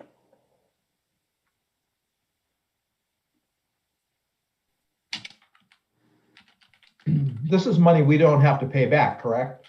That is correct. Correct. Now, in that title, do we also want to include suspension of committee report? Yes. Or is that? Yeah. And Are we intending to pass this here tonight? Yes. Yes, sir. Okay. And before we continue, we need to create full final language so that it's clear what you're voting on. Yeah. Okay. So let me pull up a template.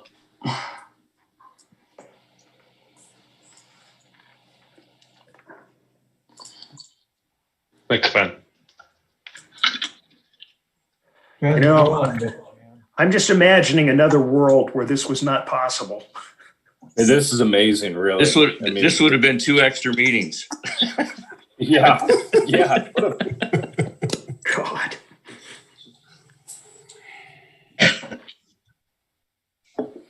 There we go. Doing it by phone makes it even more. Ben, could you add language in there that we are entering into a sub-agreement with Stark County to receive this allocation from them? Okay. Let's all build an ordinance together. All right, an ordinance. What is accepting it? 70, the allocation. It's Wait, guys. Guys, one at a time, please.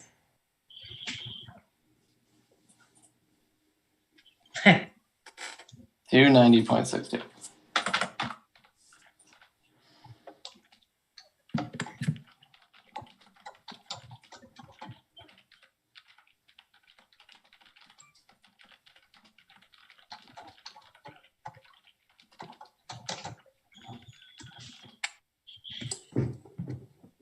And Gina, while he's typing, this is from the Stark County Commissioners, correct? Correct. And I think that it should say that in the title. Yeah, we are entering into a sub-agreement with the Stark County Commissioners.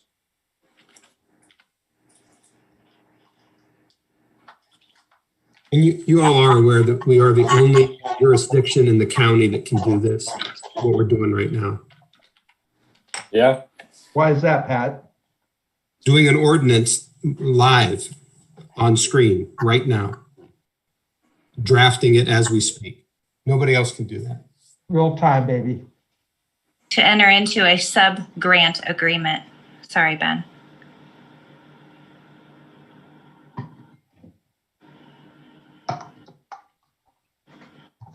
Oh, fine. Not offset. I'm sorry. This would be an additional one time only.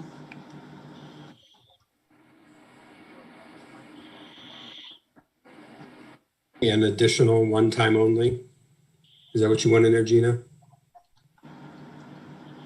Maybe not even additional because we haven't paid a hazard pay. So maybe a one time, yeah. Versus $100 There you go. One time. Good job, Ben. No pressure, Ben. It's on the World Wide Web. You're being streamed, baby. Going viral. Oh.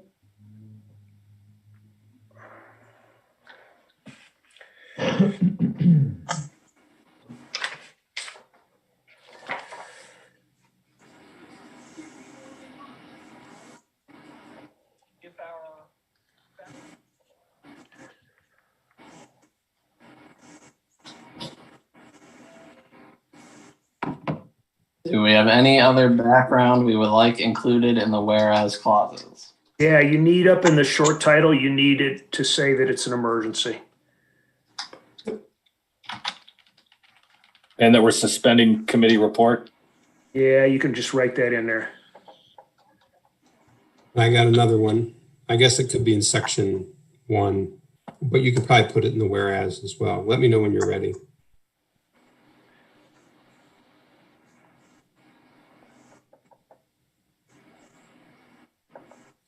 So somewhere we need in here to Hey, Jeff, I authorize. can just make a motion. We've got this thing up on the agenda. Before we go to read it, I think I'll just make a motion to suspend the committee report. The deadline is December 18th if you're looking for that date, Ben. Sure. Oh, well, you were typing limited time frame. So that is our limited time frame. Oh, yes, I was typing to justify the no committee hearing. Wait. So we can approve this next Monday if we had to. No, the time we have to do this done by this week. Because Okay. our city payroll is this week. Oh, okay. Thank you.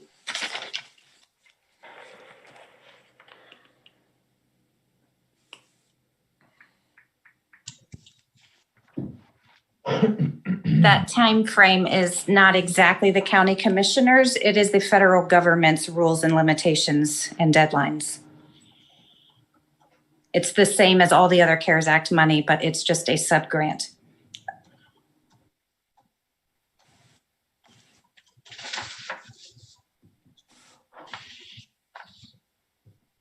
Okay. And whereas The federal government. Up in the second whereas, I think that's where Gene is asking you to change, is that the limited time frame is provided by the federal government. Yeah. You could put federales, that's okay.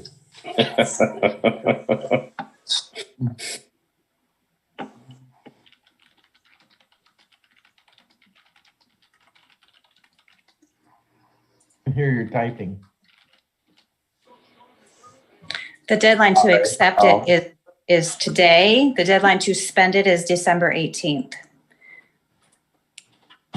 Perfect.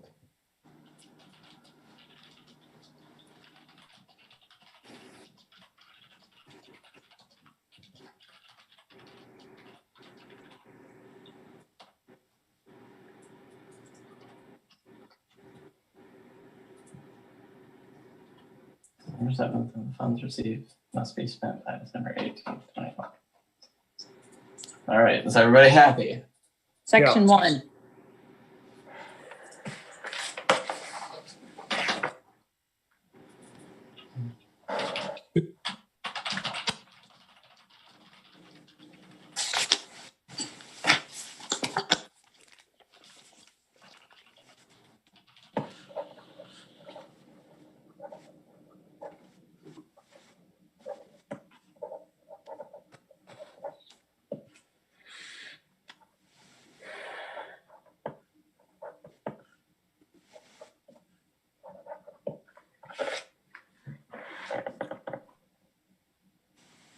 Yeah, there we're talking, Ben. That's what we're talking about, exactly. Love it. Boy, would they be surprised.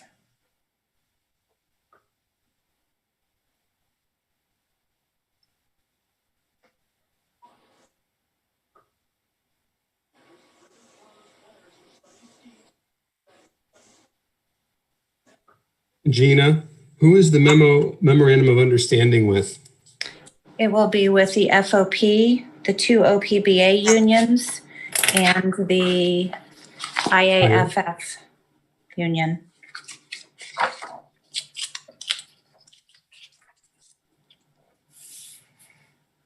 Okay, so we need a second section for memorandum of understanding with those unions? Correct. Okay.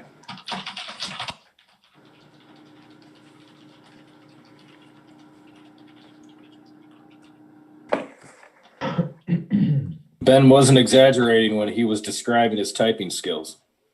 No doubt. Well, he's typing it faster than I can think it. I think that's impressive. Yeah. And he makes the same spelling mistakes as I do in my head. All right. The FOP. I'm going to steal them from the other ordinance that we were talking about. Not steal, but copy paste. Copy paste. Creatively acquire.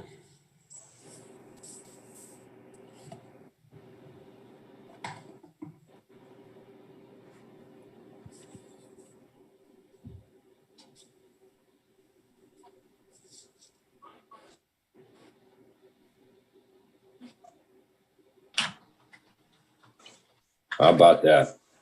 You'll just have to put in the IFFA also. Their official name is the North Canton Professional Firefighter and Paramedic Association, IAFF Local 3489. I'm sure he got all that. Okay, North Canton Fire and... North Canton Professional Firefighter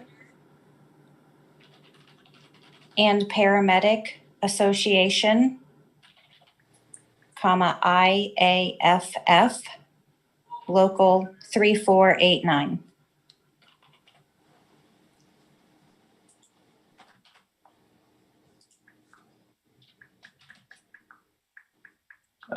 What is the memorandum of understanding doing? Amending the amending the 2020 contract to include a one-time hazard pay.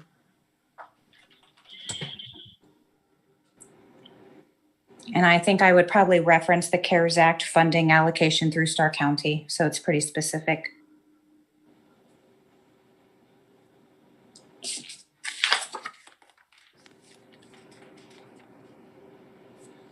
The amount to the unions will be $800.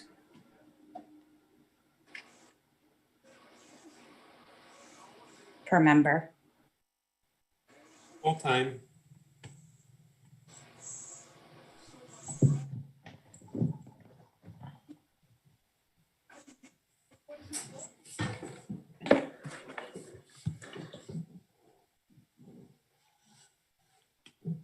You said full-time. And yes, Full-time and then those are full-time amounts. The part-time amount is different, but it wouldn't go in that section because it's not. They're not in the union. Correct. Okay. Hold on. You have to say full-time in there. And it's hereby. B and hereby. Okay, section 3.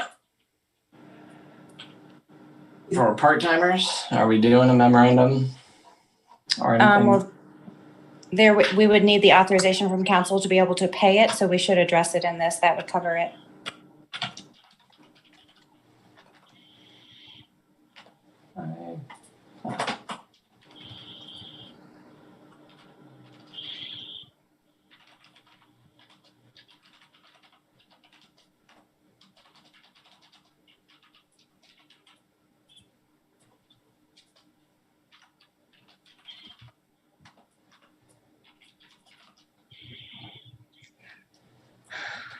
Can you list the $800 there for full-time?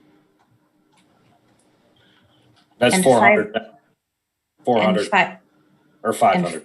It's 500 for part-time first responders working more than 200 hours during the pandemic.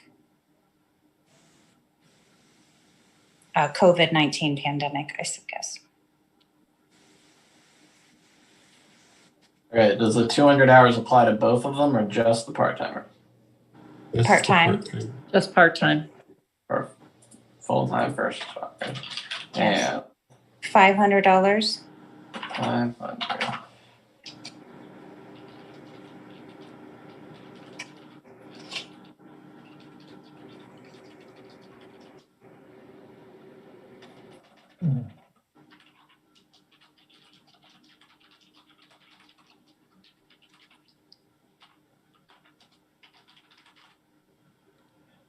In 2020.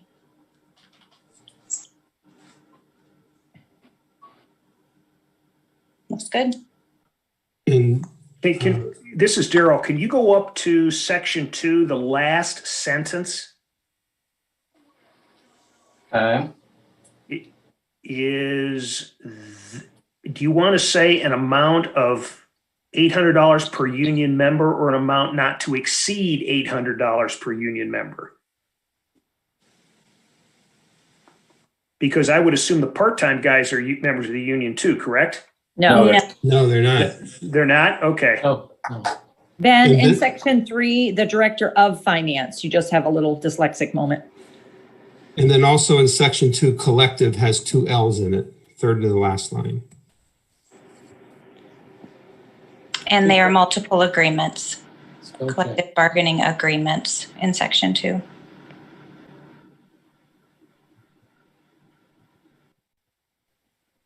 Let's just run spell check, shall we? Okay, what's our ordinance number? Is it 73? 73. I think we have a 73. We do? I think we already passed 73. Okay. Let me pull up Airtable. All right, Ben, when you corrected that in sections 3, the director of finance is and is. Should be. Oh.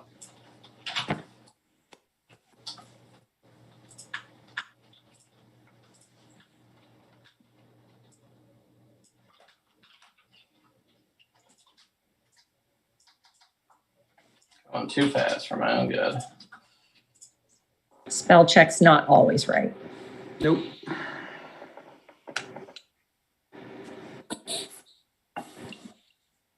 I meant to click on it at all. All right.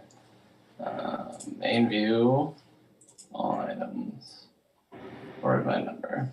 We are on 74. That's amazing.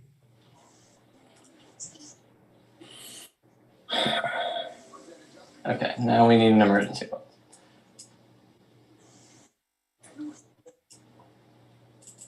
Oops.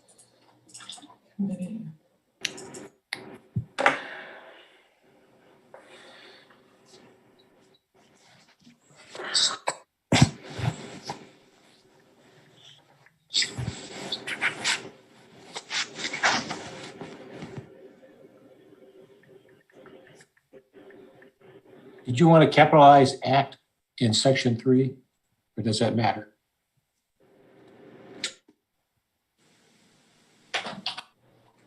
Yeah, man.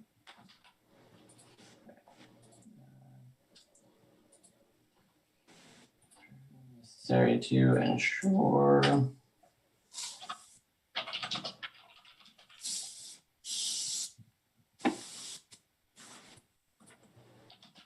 I was going to say from police chief to grammar police. Not quite. Thank you, Matt.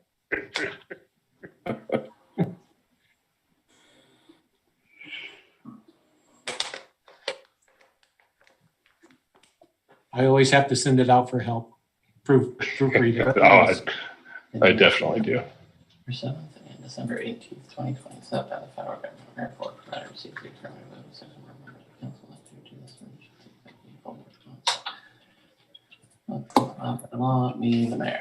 All right. Anything else? That's it. I might suggest that we read this one in its entirety instead of by title only, just to be safe. Yes.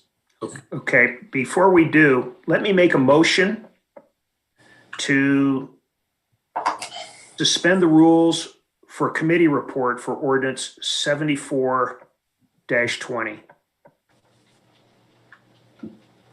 You've got it written in. Never mind. It's already there.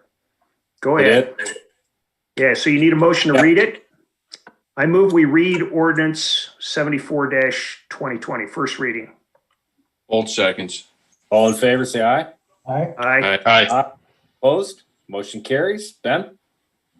An ordinance accepting the allocation of $47,290.62 in CARES Act distribution from the Stark County Commissioners and authorizing the mayor to enter into a sub-agreement with the same for the purposes of paying a one-time first responder hazard payment and declaring the same to be an emergency. Whereas the Commissioners of Stark County have allocated $47,290.62 to the City of North Canton for the purposes of first responder hazard pay. And whereas due to the limited time frame provided by the federal government, the City Council has chosen to forego a committee meeting for this ordinance. And whereas the city's deadline to accept such allocation is December 7th, 2020, and the funds received must be spent by December 18th, 2020. Now therefore be it ordained by the Council of the City of North Canton, County of Stark, and State of Ohio, that the mayor of the City of North Canton be and is hereby authorized to enter into a sub-grant agreement with the Stark County Commissioners to accept the allocation of $47,290.62 for the purposes of paying a one-time first responder hazard payment. That the mayor of the City of North Canton be and is hereby authorized to enter into a memorandum of understanding with the Fraternal Order of Police, Ohio Labor Council, Police Lieutenants and Sergeants, the Ohio Patrolmen's Benevolent Association Patrolmen, the Ohio Patrolmen's Benevolent Association Full-Time Dispatcher / Lead Dispatcher, and or North Canton Professional Firefighter and Paramedic Association, IAFF Local 3489, to amend the 2020 collective bargaining agreements to include a one-time hazard pay to be funded by the CARES Act allocation received by the city from Stark County at an amount of $800 per union member. Section 3. That the Director of Finance be and is hereby authorized to make a one-time hazard pay of $800 for full-time first responders and $500 for part-time first responders working 200 hours or more during the COVID-19 pandemic in 2020 to be funded by the CARES Act allocation received by the city from Stark County. That if a provision of this ordinance is or becomes illegal, invalid, or unenforceable, it shall not affect the validity or enforceability of any other provision of this ordinance. Section 5, that this ordinance is hereby declared to be an emergency measure necessary for the preservation of health, safety, and peace of the City of North Canton, and further necessary to ensure the city meets the deadlines of December 7th, 2020, and December 18th, 2020, set by the federal government. Wherefore, provided it receives the affirmative vote of 6 or more members of council elected thereto, this ordinance shall take effect and be in full force upon its adoption by city council together with the mayor's approval. Otherwise, it shall take effect and be enforced from and after the earliest period allowed by law. All right. Thank you, Ben. Outstanding. Mr. President, I move we adopt the first reading of ordinance 74-20. Fold seconds. All in favor, say aye. Aye. Aye. Opposed? Aye. Motion carries. May I have a motion and a second to suspend the rules of council requiring 3 readings for Revolt 74? moves. Fold seconds. All in favor, say aye. Aye. Aye. Opposed? Motion carries. And finally, may I have a motion and a second to adopt under suspension of the rules ordinance 74-20? Revolt moves. Fold seconds. All in favor, say aye. Aye. Aye. Aye. Aye. Opposed? Motion carries. All right. Very well done, Ben. Thanks, Ben. Good job, Ben. Okay. That concludes new business reports.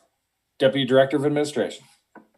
All right. Speaking of money, I wanted to just note that, I mentioned in the Dogwood Park presentation that we're open to receiving park donations and that down the road we'll have a donor tree. So since that time and the rep article where we had great coverage on the Dogwood Inclusive Park, we received several phone calls from individuals just wanting to know how to donate. Is there a form? Is it tax deductible? So we went ahead, we created a donation form that is for all of North Canton City Parks.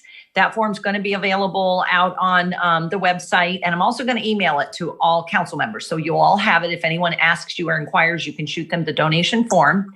So we got that form created last week, and today we got our first official park donation with the form. $250 came in the mail today. Awesome. It's great. So while we're still working out the parameters for the donor tree as to what donation level each donation will be, like a bronze leaf, a silver leaf. Gold would be higher. We can add acorns. We can have large rocks at the bottom of the tree for maybe corporate sponsorships. What we're going to do is we'll take any donation of any denomination at this point, and we'll let each donor know once we have the parameters of this tree all figured out. We'll call them up and we'll kind of say this 250, maybe you met the level. You're going to be a bronze leaf. If it's maybe not high enough, you want to donate another, X amount. If you get any inquiries from anyone that, because we for years got calls of people saying they wanted a tree or a bench or, some sort of to honor a loved one, for our beautiful parks. Just either forward it to City Hall, we can talk to them, or if I get you this form, if you could get it out to them. This will be a more, formal way of doing it. What we're going to do is take the donation and it'll go to, various different things. In the past, people would just buy a tree or buy a bench. And then over time, people didn't take care of the tree and the bench and the plaque that was at the bottom. We didn't know what happened if people moved away or passed on. So this will be a little bit more of a formalized program. So, keep it in mind.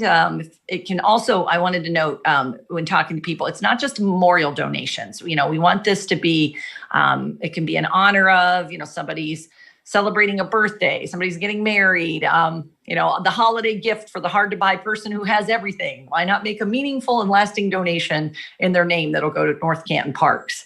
So it's the gift that keeps on giving. So that's something we really want to get that out. And then on the lines of Dogwood also, you'll be seeing going up in the park, we're going to put a very large, about 4 foot by 12 foot sign, just kind of saying inclusive fun for everyone in 21 to generate the interest of what's going on, because we are going to start moving the dirt in that area. And I think with the rep article, we've put it out on Facebook. I think people know what we're doing over there and they're excited. So that's all I have. I'll send you that form out. Outstanding. Thank you, Catherine. Sure. Director of Administration. No report. All right. Mr. Mayor. Yes, President Peters, thank you very much.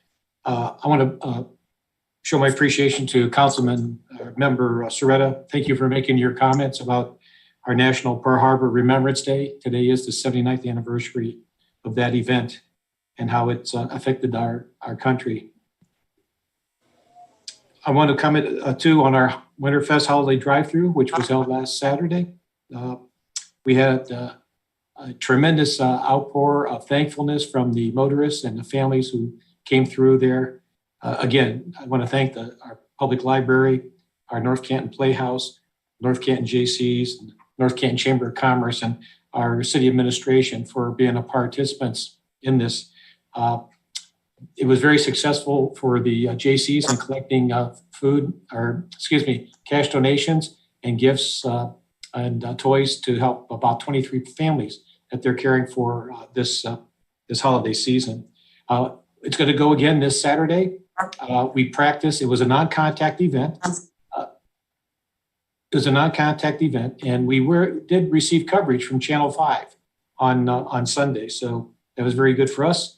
I encourage all of our council members to stop by and check it out if you have time this next Saturday. And if the weather's still good, we'll try to do it again on the 19th.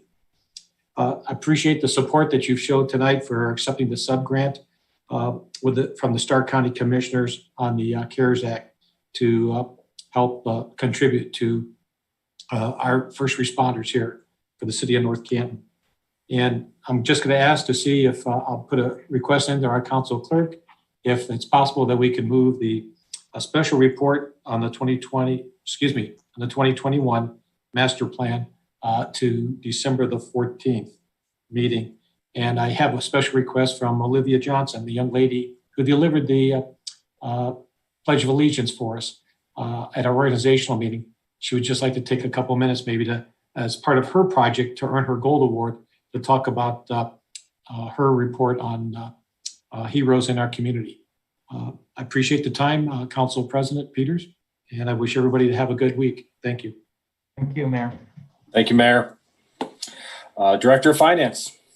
I have no report. All right. Engineer Graham. Thank you, Mr. President. Really no report other than just to pass along our respective contractors, even though we're a week into December, are continuing to work on our East Maple enhancement and also our Pittsburgh waterline projects. And that's all I have. Outstanding. All right. Thank you. Council Clerk, Ben. I have no report. All right. Council reports. Member Foltz. No report. Member Warren. No report. Member Fonte. No reports. Member Revolt. Just briefly, I want to thank Ben for an outstanding job this evening. I've been around the council table for many, many years, and I've never seen legislation prepared live. If somebody was outside our community looking in, I think they would appreciate the mastery of technology and the city's ability live to respond to an opportunity. Really says a lot about, I think, the direction we're generally headed in. So Ben, I want to thank you for taking the lead and getting that done tonight. Thank you very much. That's it, Mr. President. Thank you. Thank you, Daryl. Member Soretta. I just want to thank everyone that makes the city move forward. And outside of that, no report. All right. Thank you. Member Stroya. Yeah, piggybacking on what Daryl said, you did an incredible job, Ben. And to put, I mean, that was a very important piece of legislation too. That's affecting people's households. It's giving them money directly. So I'm sure they're appreciative of that too. So that's fantastic. Winterfest was, if anybody hasn't gone to Winterfest, that was ridiculous. And, you know, I don't want to just single out. Oh, it was amazing. Yeah. I mean, you know, just from the beginning, like watching Mark decorate the tree, if you've never seen him on the bucket truck, I don't know how he does that, but I would have knocked the tree over like 30 times. It's amazing. But all the effort that everybody put through with that, I mean, it's crazy. That shows you how adaptive our community is, and willing to think outside of the box and putting things together like that. It's just, I hope everybody gets to experience that. And then I just want to say support local businesses because, you know, more and more they're struggling, and you see another small business here and there going out. So if you guys can shop local, please do it. And that's all I have. Yeah, very good. Thank you, Matt. Okay, final call for new business to council. All right, seeing none, our meeting calendar for the month of December, the December 10th meeting originally scheduled has been canceled. So the next meeting will be December 14th. That'll be committee of the whole, followed by city council. And then we start our winter break after that, and we'll see you afterwards. So that concludes this agenda. Well done, Ben, everyone. Motion to adjourn. Revolt moves. Try to second. All in favor, say aye. Aye. Aye. Opposed? Motion carries. We are adjourned. Thank you, everyone. Thanks, Jeff. Bye-bye. Thanks, everybody. Good night. Good night.